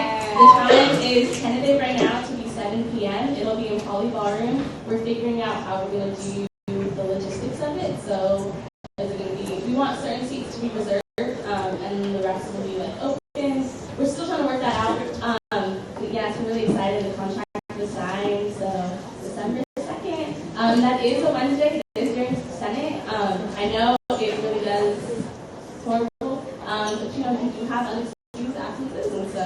good. This would be a time to so, yeah, and that's a partnership with UC and I, CCSD, and my office. So, yeah, questions? Senator Bruns? Yeah, just a comment. I heard from the Daily Cal, one of the editors was my house, and she just saying they got a lot of positive comments from readers about the transparency of it. So just like congrats on getting involved in that. People were really So you mentioned that the time was tentative on Wednesday when there weren't so how do you know that it would be during? Because it's so her contract is signed for a specific time, and so it's signed to be in the evening between 7 p.m. and like the whole time that she'll be here will be 7 p.m. to 9. So I'm saying tentatively 7, but I mean it could be 7:30 to like yeah, but it's not like changeable before 7. I know it's horrible, but the majority of students it's kind of great.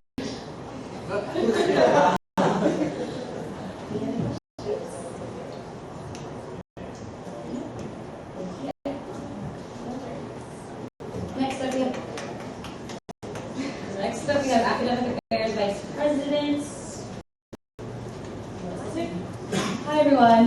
So I'm sure your Donna's already told you the good news about the op-ed. Thank you all to those who wrote it and helped us with that. Updates from my office. Scholarship applications ended on Monday. We had 48 applications for OSRA, 26 for RISE, and 189 for textbook. So these are the highest numbers we've ever gotten. So thank you all for advertising those. My directors are scheduling interviews, and once those are all scheduled, we'll be scheduling allocation meetings with the senators. So if you're sitting on a scholarship and you're a senator and you haven't heard about it, don't worry. They haven't had any decisions or they haven't even interviewed the candidates yet. So on grants, we had 31 approved by AOF, 2 approved by ICF, 2 approved by GOF, 8 approved by ACF, 5 approved by MCF, 1 approved by PSF, and 6 unapproved by DCF. There's been no applications to EEF or ADAF, so if any of you can help us advertise for those, that'd be great. For Bearable Finals Week, we're basically securing the parking for the person that's bringing the law onto campus, and we're also working on partnering with Cal Dining, Peace, Jamba Juice, and Noble's Bagels to see what they can donate for us. We'll be meeting with Shivani from the Sexual Assault Commission to discuss the trigger warning education event. We finalized the mental health resources flyer, so you should be seeing that when you table for Senate. Help us hand those out, thank you. We're also working on creating a rest zone site on ASUC.org. For the student assessment on mental health, we are discussing a survey platform called Baseline, as well as working with the Office of Planning and Analysis to see how we can best analyze this data and find the student population to survey. We also sent in a request of $5,000 to the Student Technology Fund over the weekend, and we'll be meeting with senators and Senator Curie to work on career fairs of companies for international students. We're also working on a resume building workshop that will be open to all students, and that is all from my office. Questions? Any questions? Thank you, Melissa. Thank you. Next up, we have External Affairs Vice President Marianne Moody. Good evening, everyone. I see you all in this space. So our office is finalizing our Brown Act complaint against the city in regards to cutting off students on the GLA meeting on the 29th. So that's like in the works. Last night, City Council had 2 items that were approved.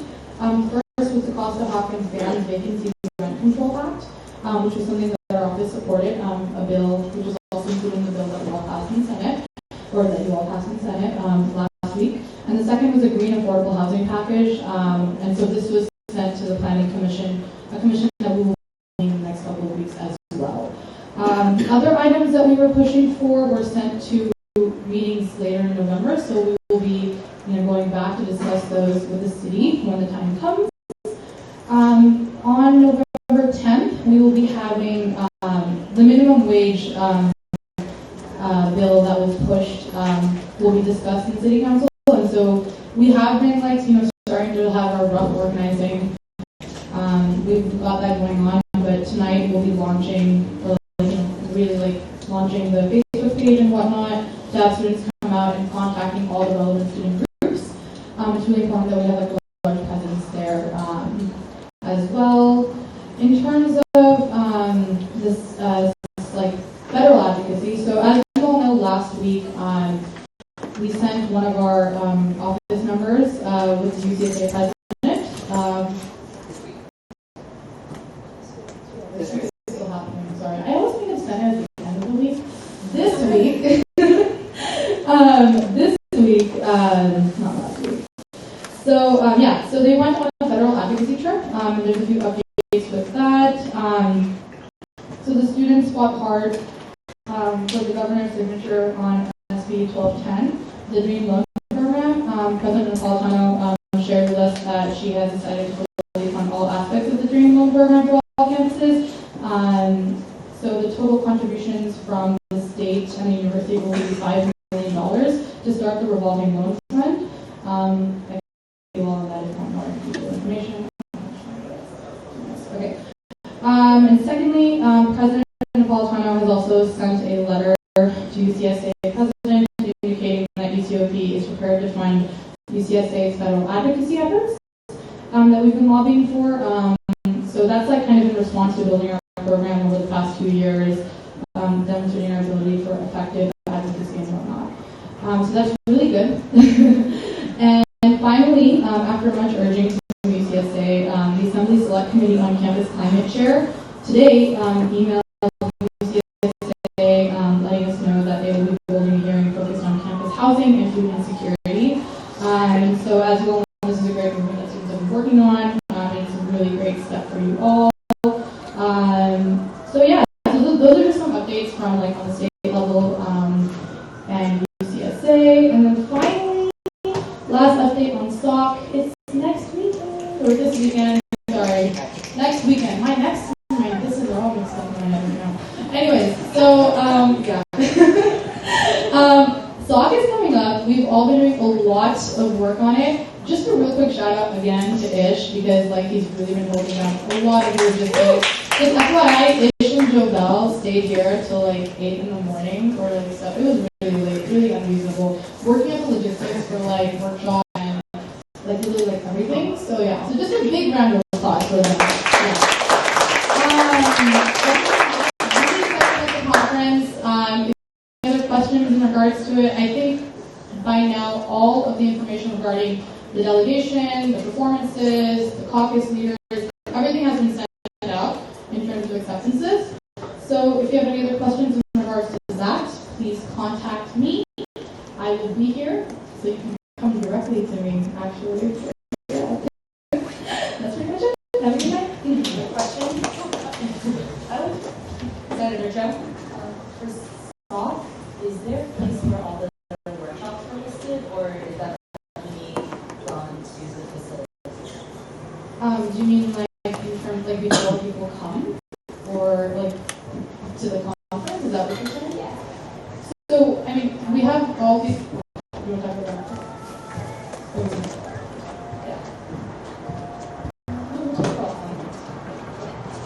Any other questions? Thank you, Miriam. Moving on to Student Advocacy Office, Leila Aram. Hi, folks. That is so amazing to be here. I love it. So I say this in all earnesty and honesty. I don't think I've ever seen our office this busy, and I'm incredibly proud of that. We currently have 51 open cases and 82 cases thus far this semester. 16 open in academics, 20 in conduct, 9 in financial aid, and 6 in grievance.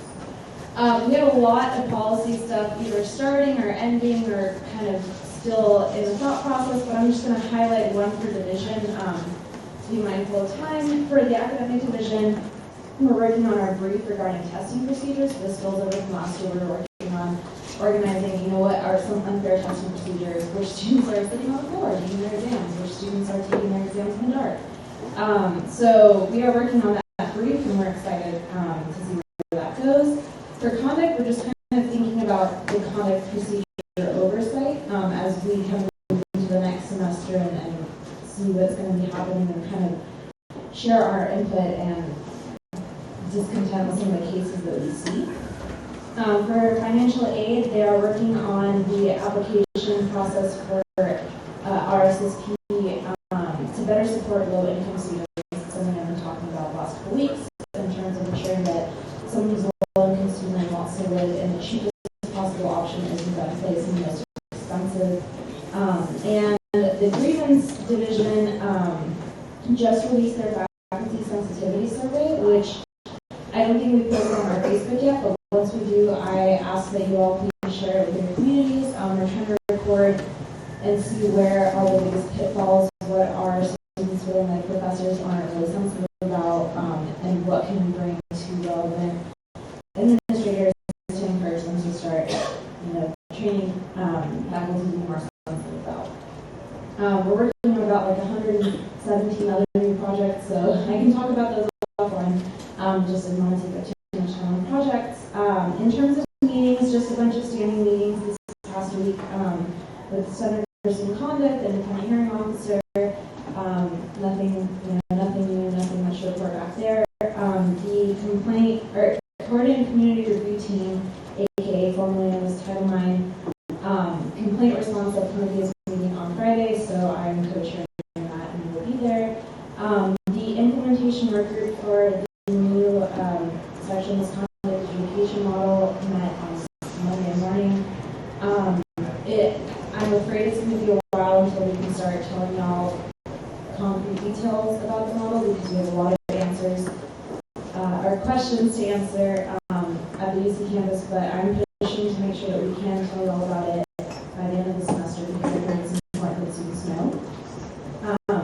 And I sit on the Academic Freedom Committee. We met this morning. We meet once a month, and we're talking about our committee's response to the proposed statements of intolerance at the UC-wide level and how we're going to respond, what are our values on this campus.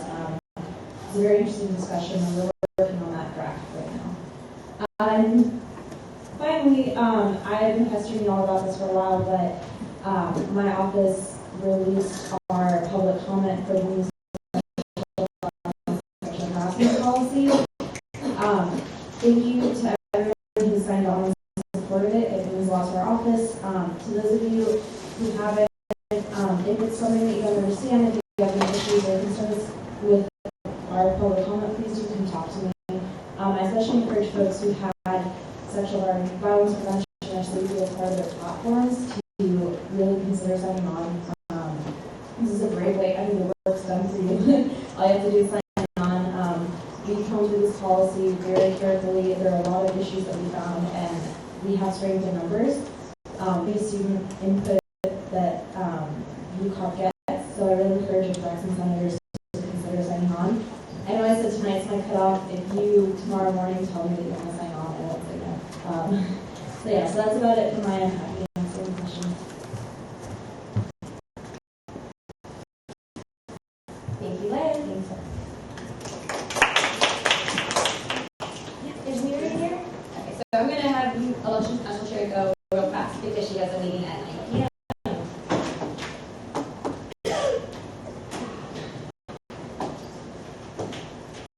Hi everyone, thank you for accommodating me.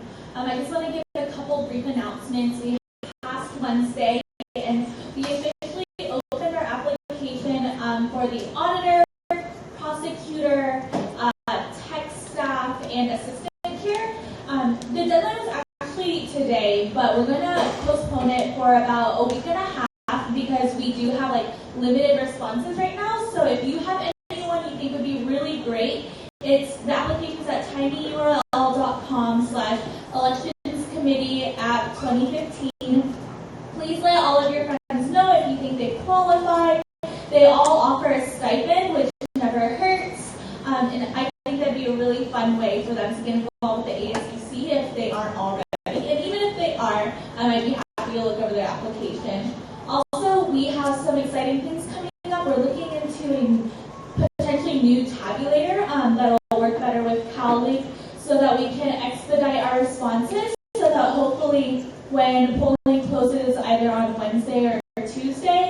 that we can have the results to you within like 24 hours instead of like 7 days. So we're like working on that and trying to figure out the best way to be able to expedite that process for everyone, because we understand it's very stressful to have to wait for a long time. That being said, we're thinking about also pushing elections from Tuesday to Thursday to Monday to Wednesday. So we'll be having some bylaws coming your way and see if we can change a couple of things. Because the way the bylaws are written right now, I'm not allowed to give you your results until at least 3 days after. But if y'all want to change that, that's something we're looking to propose. Also, we're like trying to get enough like event space for that. So we have a couple of rooms in mind that we're trying to book as well. And finally, we are looking into getting a new tabulator and not using the current one and making the reveal kind of more ceremonious, I guess, rather than just kind of like having the names displayed in like 10 minutes and just kind of be like anticlimactic and just kind of building up the events a little bit more. So if you have any suggestions, please let us know. And finally, we will be trying to meet with all the party signatories soon so that we can get some feedback on last year and try to implement that this year as well. That's all for me. Are there any questions? Senator Prasad? It's just cosmetic changes and speeding up how the results are delivered. There's no changes to the algorithm or how the votes are processed. Okay? Yeah, no, actually we're going to try to change all of it. So what we're thinking right now, we have a couple options that we're going to be playing with.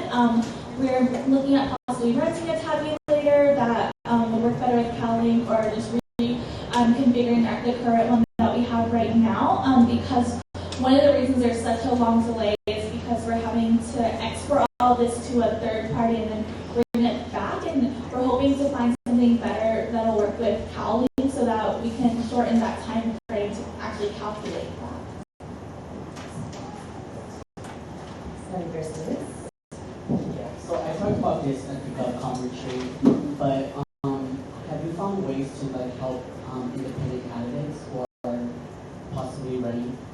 Yeah, absolutely. So we only have one meeting right now, but a couple of the things that we've been throwing around are definitely like workshops earlier in the semester, and a lot more of them, and making them more public so that if people do decide to run on their own, it's not this daunting task, and they're very well aware of how to go about it. And obviously they don't have like quote unquote party signatories because they're not running with the party, right? And so it's a different process for them, and we're just hoping to be able to help alleviate some of that stress, because we want everyone to be able to voice their opinions for their respective communities.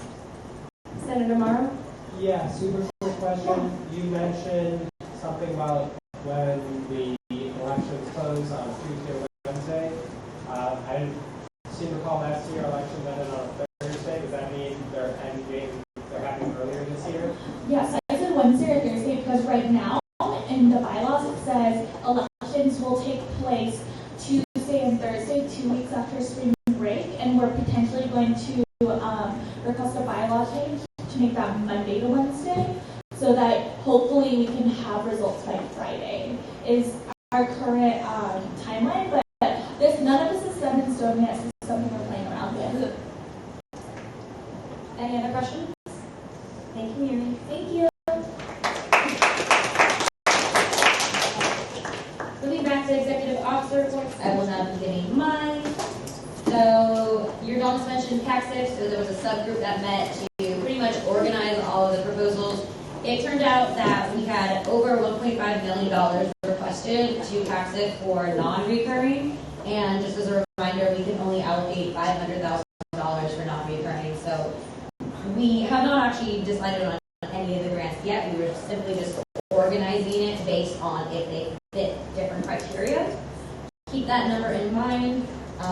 Please recognize that we are definitely doing our best to get all of the proposals that were submitted by the ASUC people at the top. MOK applications were released on the 19th.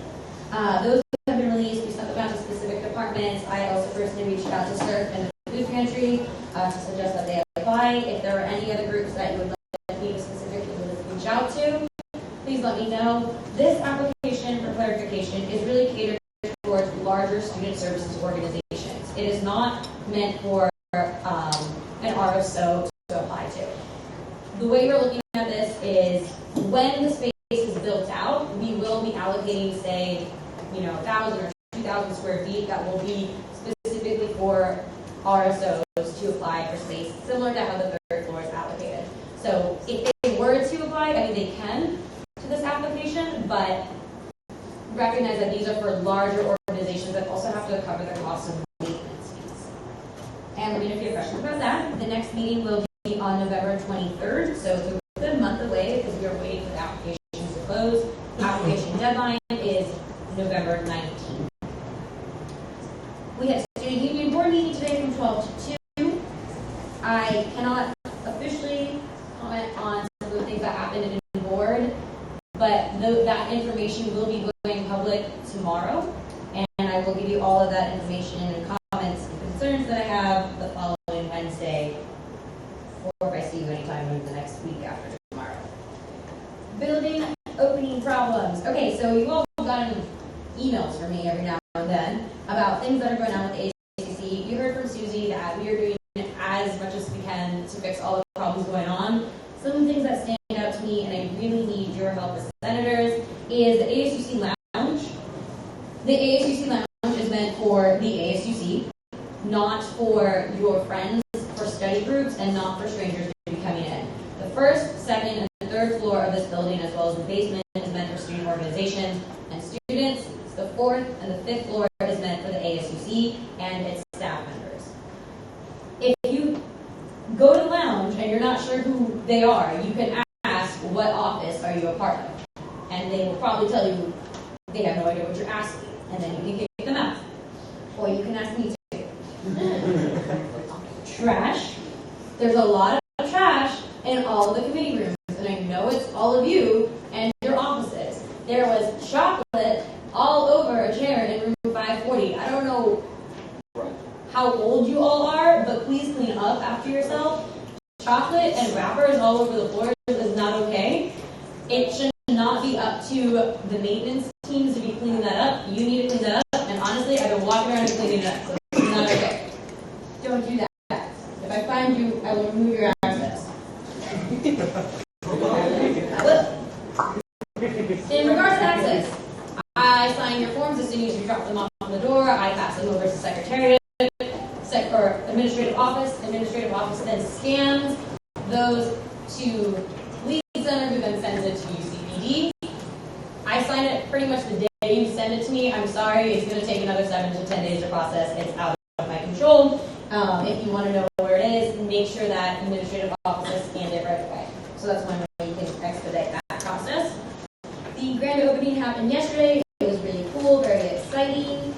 And on November 6th is a meeting between the 5 executive officers and the chancellor. So if you have any topics or questions that you'd like us to add to the agenda, please let me know in the next week. Some of the topics that are already going to be on there is food security on campus, housing, affordable housing, faculty diversity. Bring those topics to me or just send me an email if you'd like to add to that. November 5th, which is a Thursday, is the day you all agreed to having that be the best day to meet with UCPD. So that is from 5:30 to 6:30 p.m. at UCPD. I really suggest that at least half of you go. It's really important that you do try to make that effort. They're having dinner for all of you, so please try to attend if you can. And finally, I was just talking to Nuran. We'll just see what we can do about moving Senate meetings on December 2nd. I don't actually know the process, but we'll listen to it. Questions? Senator Liu. Yes, I just had a question about the impact of proposals. So I know there's approximately $580,000. Is that for only new passive proposals, or is that for This is a new pot of money. So all 580,000 will be allocated to the new proposals in January, or when they are submitted in January. Senator Prasad? Just clarification on the recurring tax accounts. is it that if you get $10,000 allocated, you get $10,000 for every year they're on, or is it just $10,000 for given to you a portion of that? Depends on the proposal is written. If you're asking for 10K every single year and it's approved, then you'll get 10K every single year. Any other questions? Awesome. Moving on to ASUC official reports. First up, we have Chief Finance Officer Tony Doe.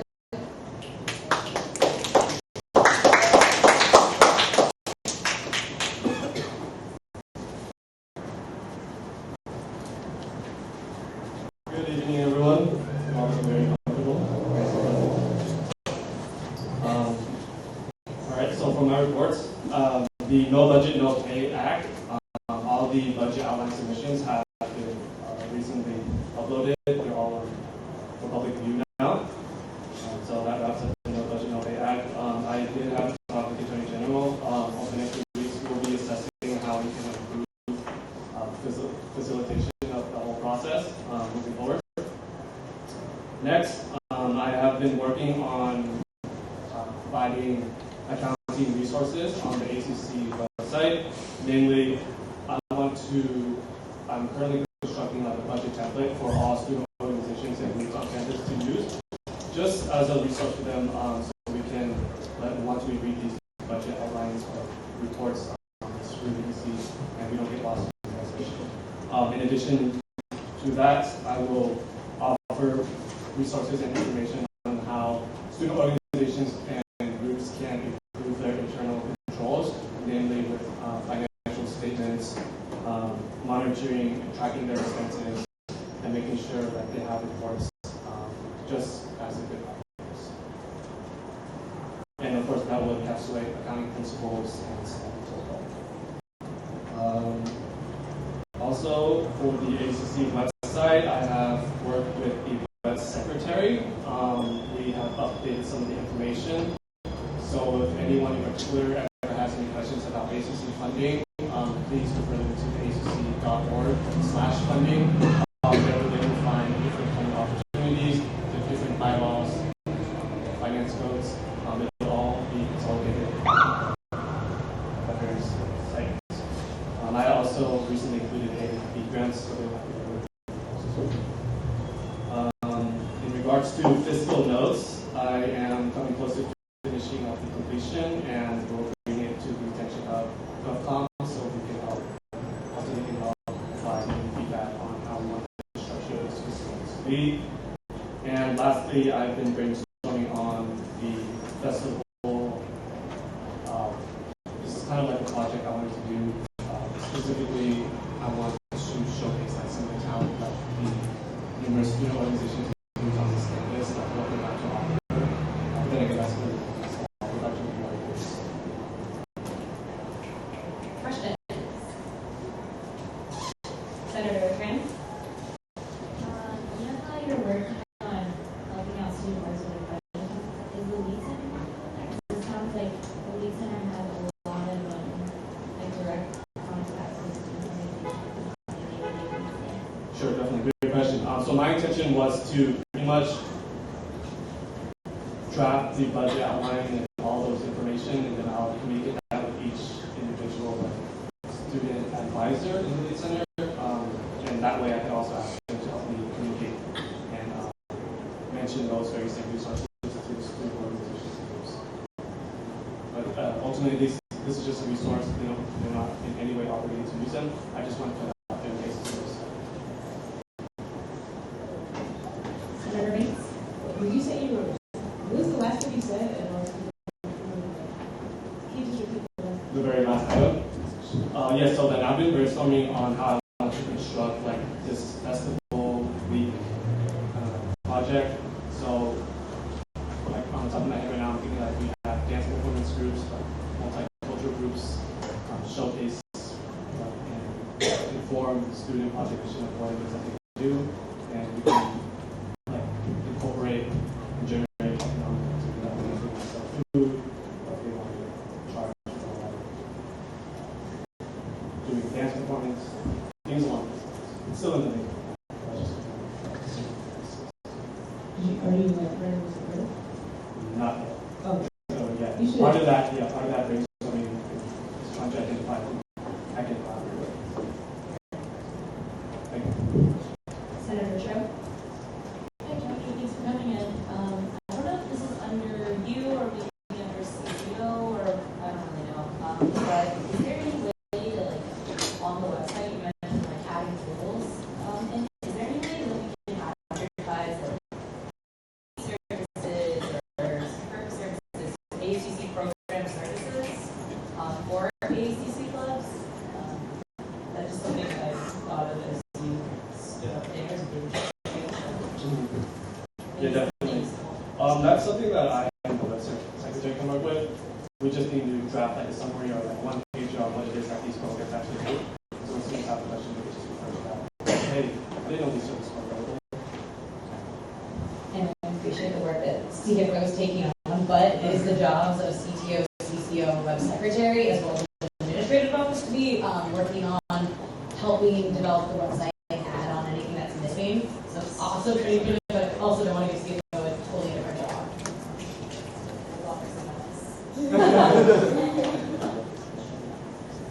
Also good thing too, we want to generate a lot of traffic from ASUC so that have students utilizing the investment to make it optimal. Any other questions? Thank you, Tony. Thanks everyone. Next up, we have Chief Accountability Officer, Sujit Banerjee.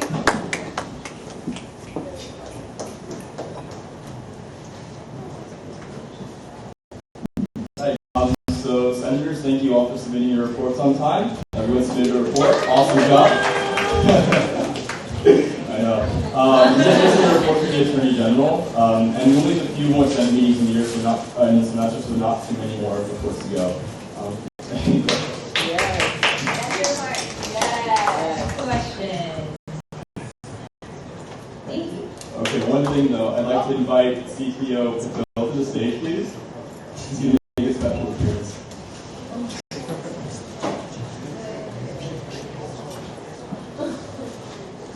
Thanks, Judith. So I know this is the first meeting you all are having over here, so I wanted to say something. So I know a lot of politics is going to be happening in this room. A lot of people are going to get sad in many coming years that we're going to have meetings in this room. So I want to sing one of my favorite inspirational songs.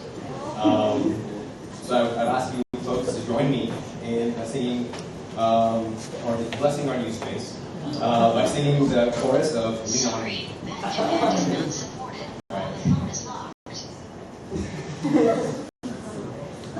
Lean on me when you're not strong, and I'll be your friend. I'll help you carry on, for it won't be long till I'm gonna need somebody to lean on. You just call on brother when you need a hand. We all need somebody to lean on. I just might have problems that you understand. We all need somebody to lean on.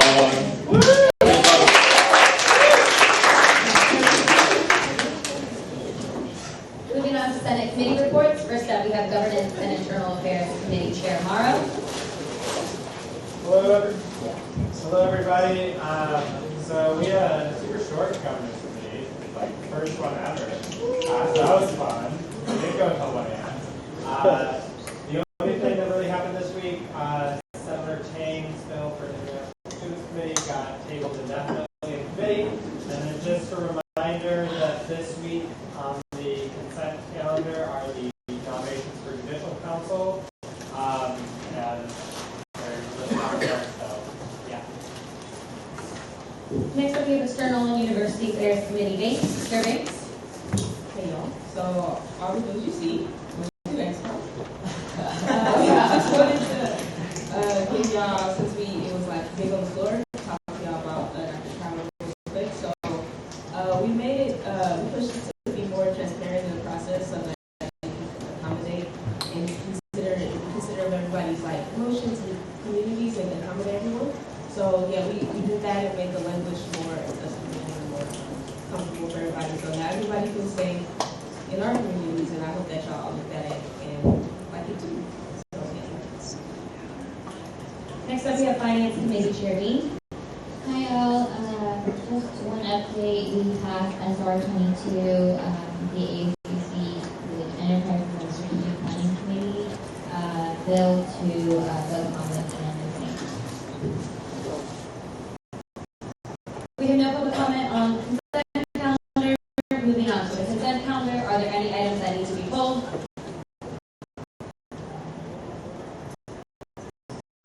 Moving on to consent.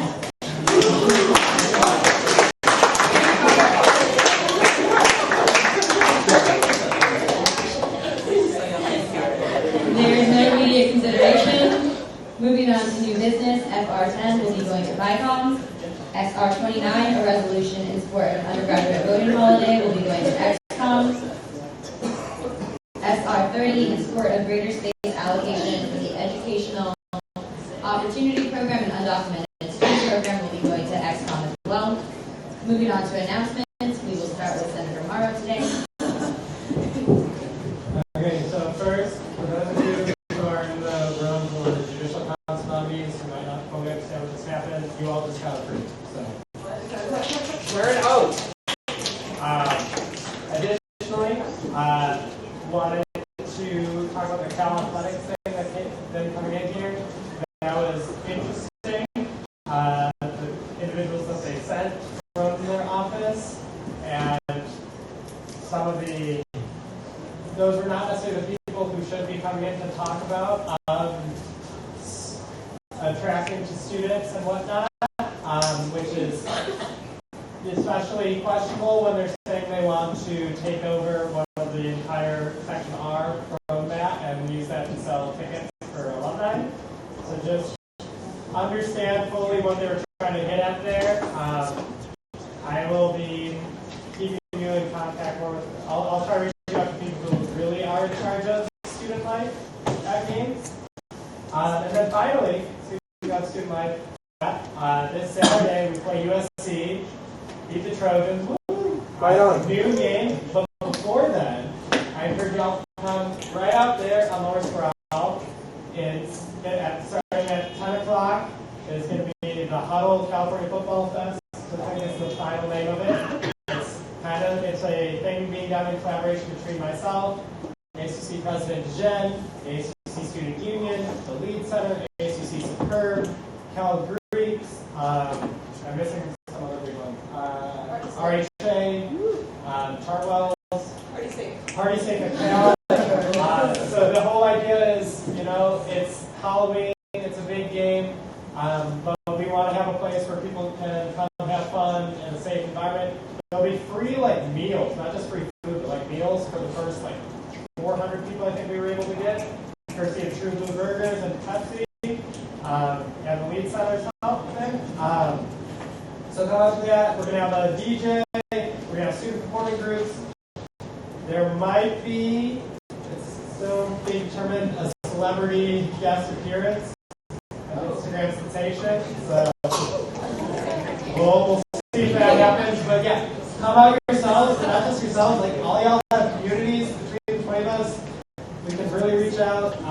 I know it's early. I know most people are like, I'm not going to go to 10 a.m. on a Saturday. It wasn't really intended with the game time being at noon, but that's when the game ended up being. So reach out to your communities. It'll be fun. And go to the football game. You have the tickets. It'll be the one good game of the year.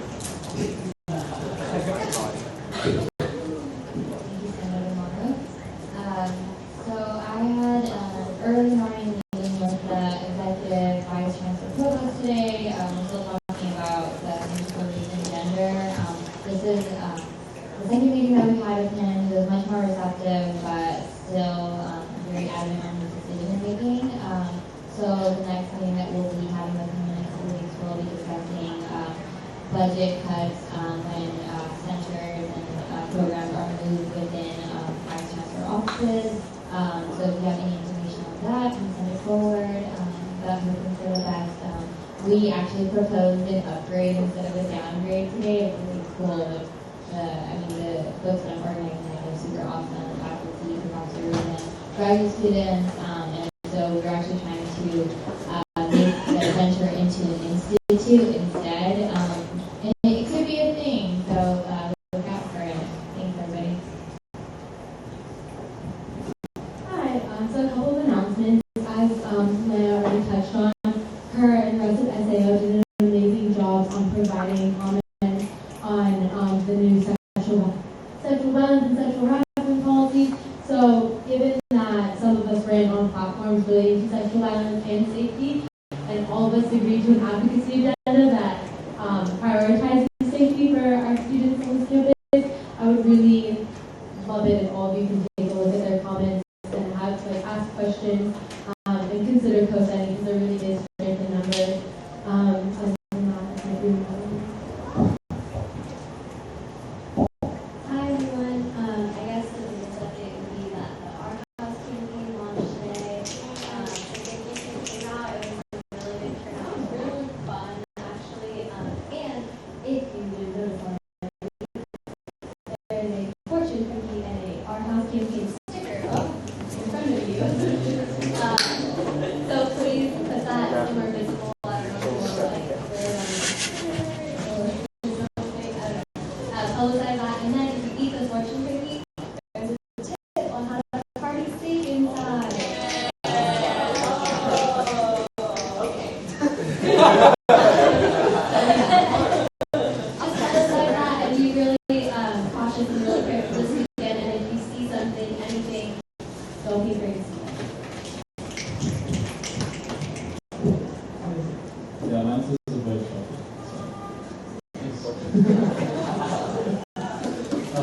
so, just a couple announcements. The buses to Stanford and ASUC are filling in. So, if you have people who still want to get on that, the cool thing about the program that we're going with, we reuse the bus prices with what they offer initially. So, it's not like the company is raising it closer. So, if you have friends or anyone who still wants to get a bus for Thanksgiving or down to the Stanford game, we still have some left. Other than that, any announcements? Hey y'all, just two announcements. One, I'm really excited to see that the bill that I'm writing about is about solidarity with undocumented students at UC Berkeley. That will be submitted this weekend, so if anyone post on certain, just let me know. Second of all, Apologies, Madeline and I are collaborating to host a movie screening and discussion sections for the documented API folks, and that will be hosted. So yeah, it's called Our Story, called a movement of documented APIs, and it will be on November 18th at 6 p.m. to 7:30 p.m. I know it 7:20 is so it's a Wednesday, so we would have to all choose to come to this event, but I would really love send support, and if you can spread the news to your communities as well.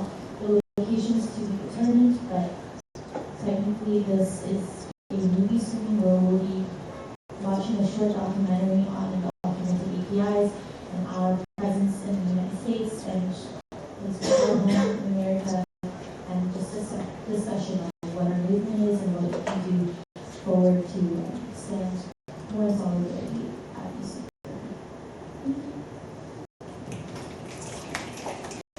Hello everyone. If y'all don't know this, I play for the County's volleyball team, and we're having our first fundraiser ever at 10 a.m. to like 3 p.m. at Spa Hall. Also, this is a question for Lavanya. Are you going to have a screening for October 30th? Or your Shark? I always say Shark Tank. Shark Tale, I mean, but Shark Tank. Yeah. Wait, oh my god. I guess that's, okay. I will be flying down to LA Friday morning to be with my sister for the viewing of it.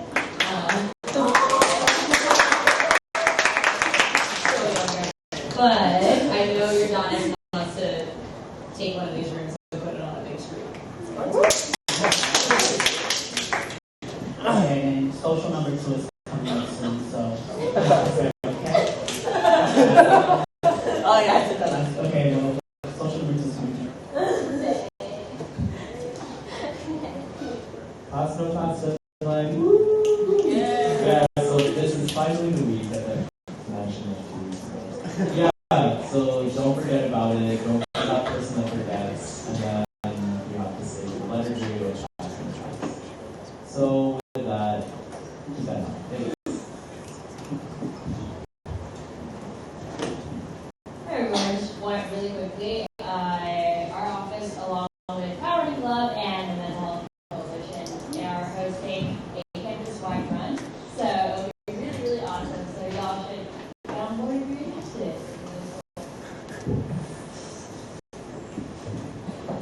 Hey y'all. Hey. So my office has been doing a really good job with our cultural appropriation awareness on social media. So I don't know if y'all saw, but like we released cover photos on Facebook yesterday, and I invited all of you. Yeah, so I invited all of you, and if you could, if you have the capacity to like change your cover photos, because it's really important that folks like check in their costumes before Halloween and if they know what cultural appropriation is. A lot of people don't even know what it is, and they have a lot of questions now that the cover photos are on, like what is cultural appropriation? Is my outfit problematic? And I think that's really great that people are like starting to question that and think about that. So I think there's definitely meaning in engaging in like a campaign via social media. So if you have the capacity to, or if your staff has the capacity to, my office would really, really appreciate you changing your cover photo. Secondly, the Sexual Assault Commission's first meeting was today, and we were talking about workshop planning for the conference. So if any of you are interested in having your communities speak in the conference or facilitate a workshop or talk about anything that you wish to see is like happen, anything you wish to see happen in the conference that you don't really see in other spaces, we would be really like appreciative to hear your input on that.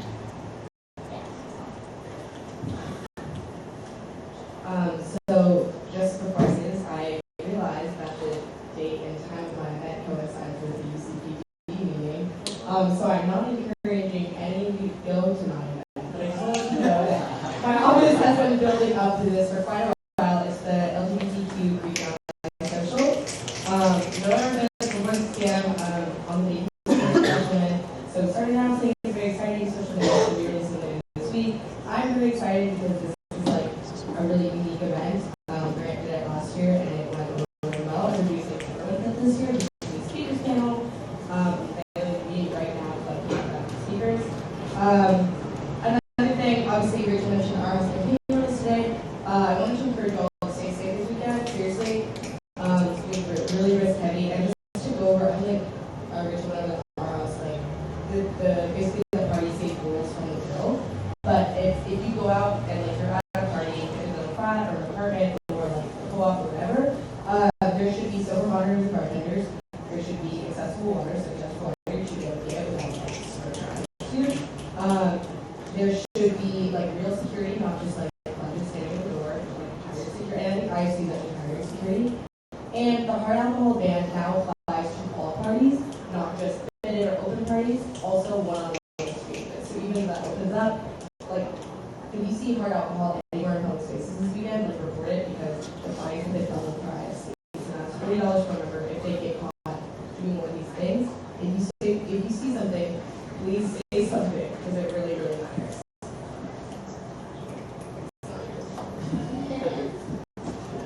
Hey everyone, so my office co-sponsored Harvest Day this weekend, which is super fun. Thank you, Kathy, for coming out. Thank you, Mark, Angela as well. We got a whole bunch of fresh produce here over the food pantry, which is great. Also, we're working a lot with Diana on alternative funding for the food pantries, seeing how we can support them, support movement and offers on campus, coffee consolidation on that as well. What's going on? Also had our fourth meeting of the ASUC Solar Committee.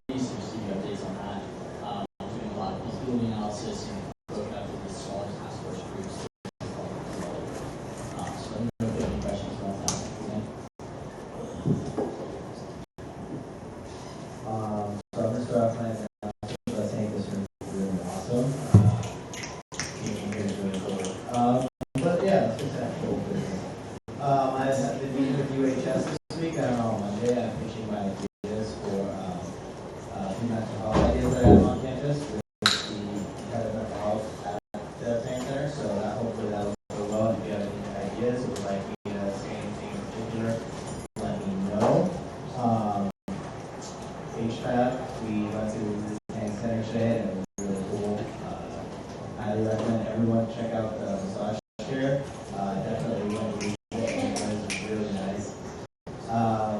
Pre-med at Berkeley is almost done with our website and it's looking really nice. So innovative design in the room. Thank you so much for all the help. But yeah, have a good night. I have one quick update. My staff, my STEM outreach team is hosting an event probably, I should know this, I wrote it down somewhere, I can't find it. I think it's in 2 weeks. They're going to be on Sprawl, giving sort of a quick sneak peek at STEM Day, which is going to be in the spring, which is in EVP and my office collaboration. We're going to do a sort of like what is STEM event on Sprawl. So if you see them, walk by, grab a cookie. We're going to give out cookies for participating. So yeah, do that. Thanks.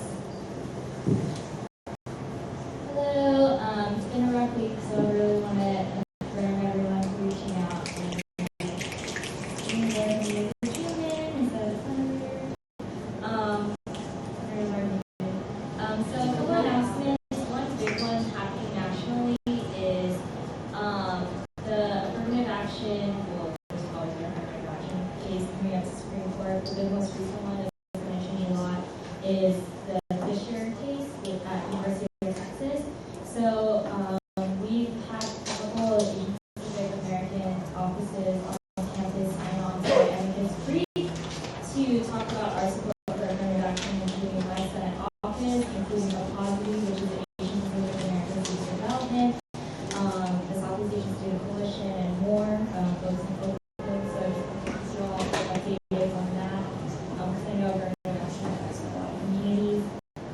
Second is Body Love Week has been happening, and I really want to thank my directors, Danielle Michelle and Jasmine Quintana, for really hosting that and really being there for those communities.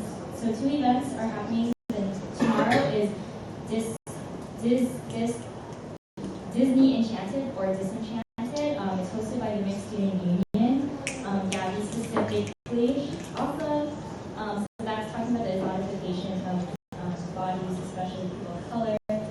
Friday is the huge one. If you didn't come to any event, just come Friday, which is our open mic named after Jake's whole song Love Yours.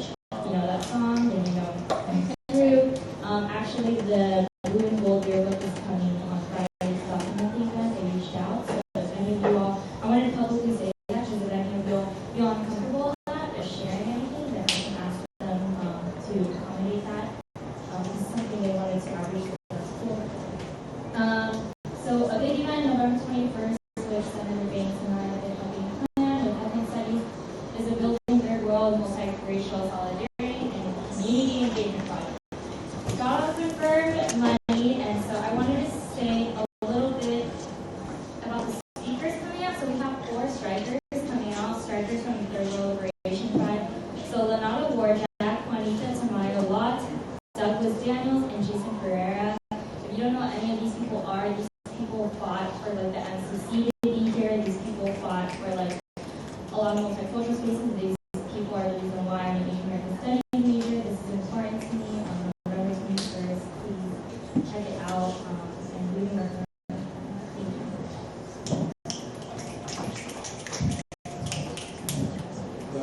So a few updates.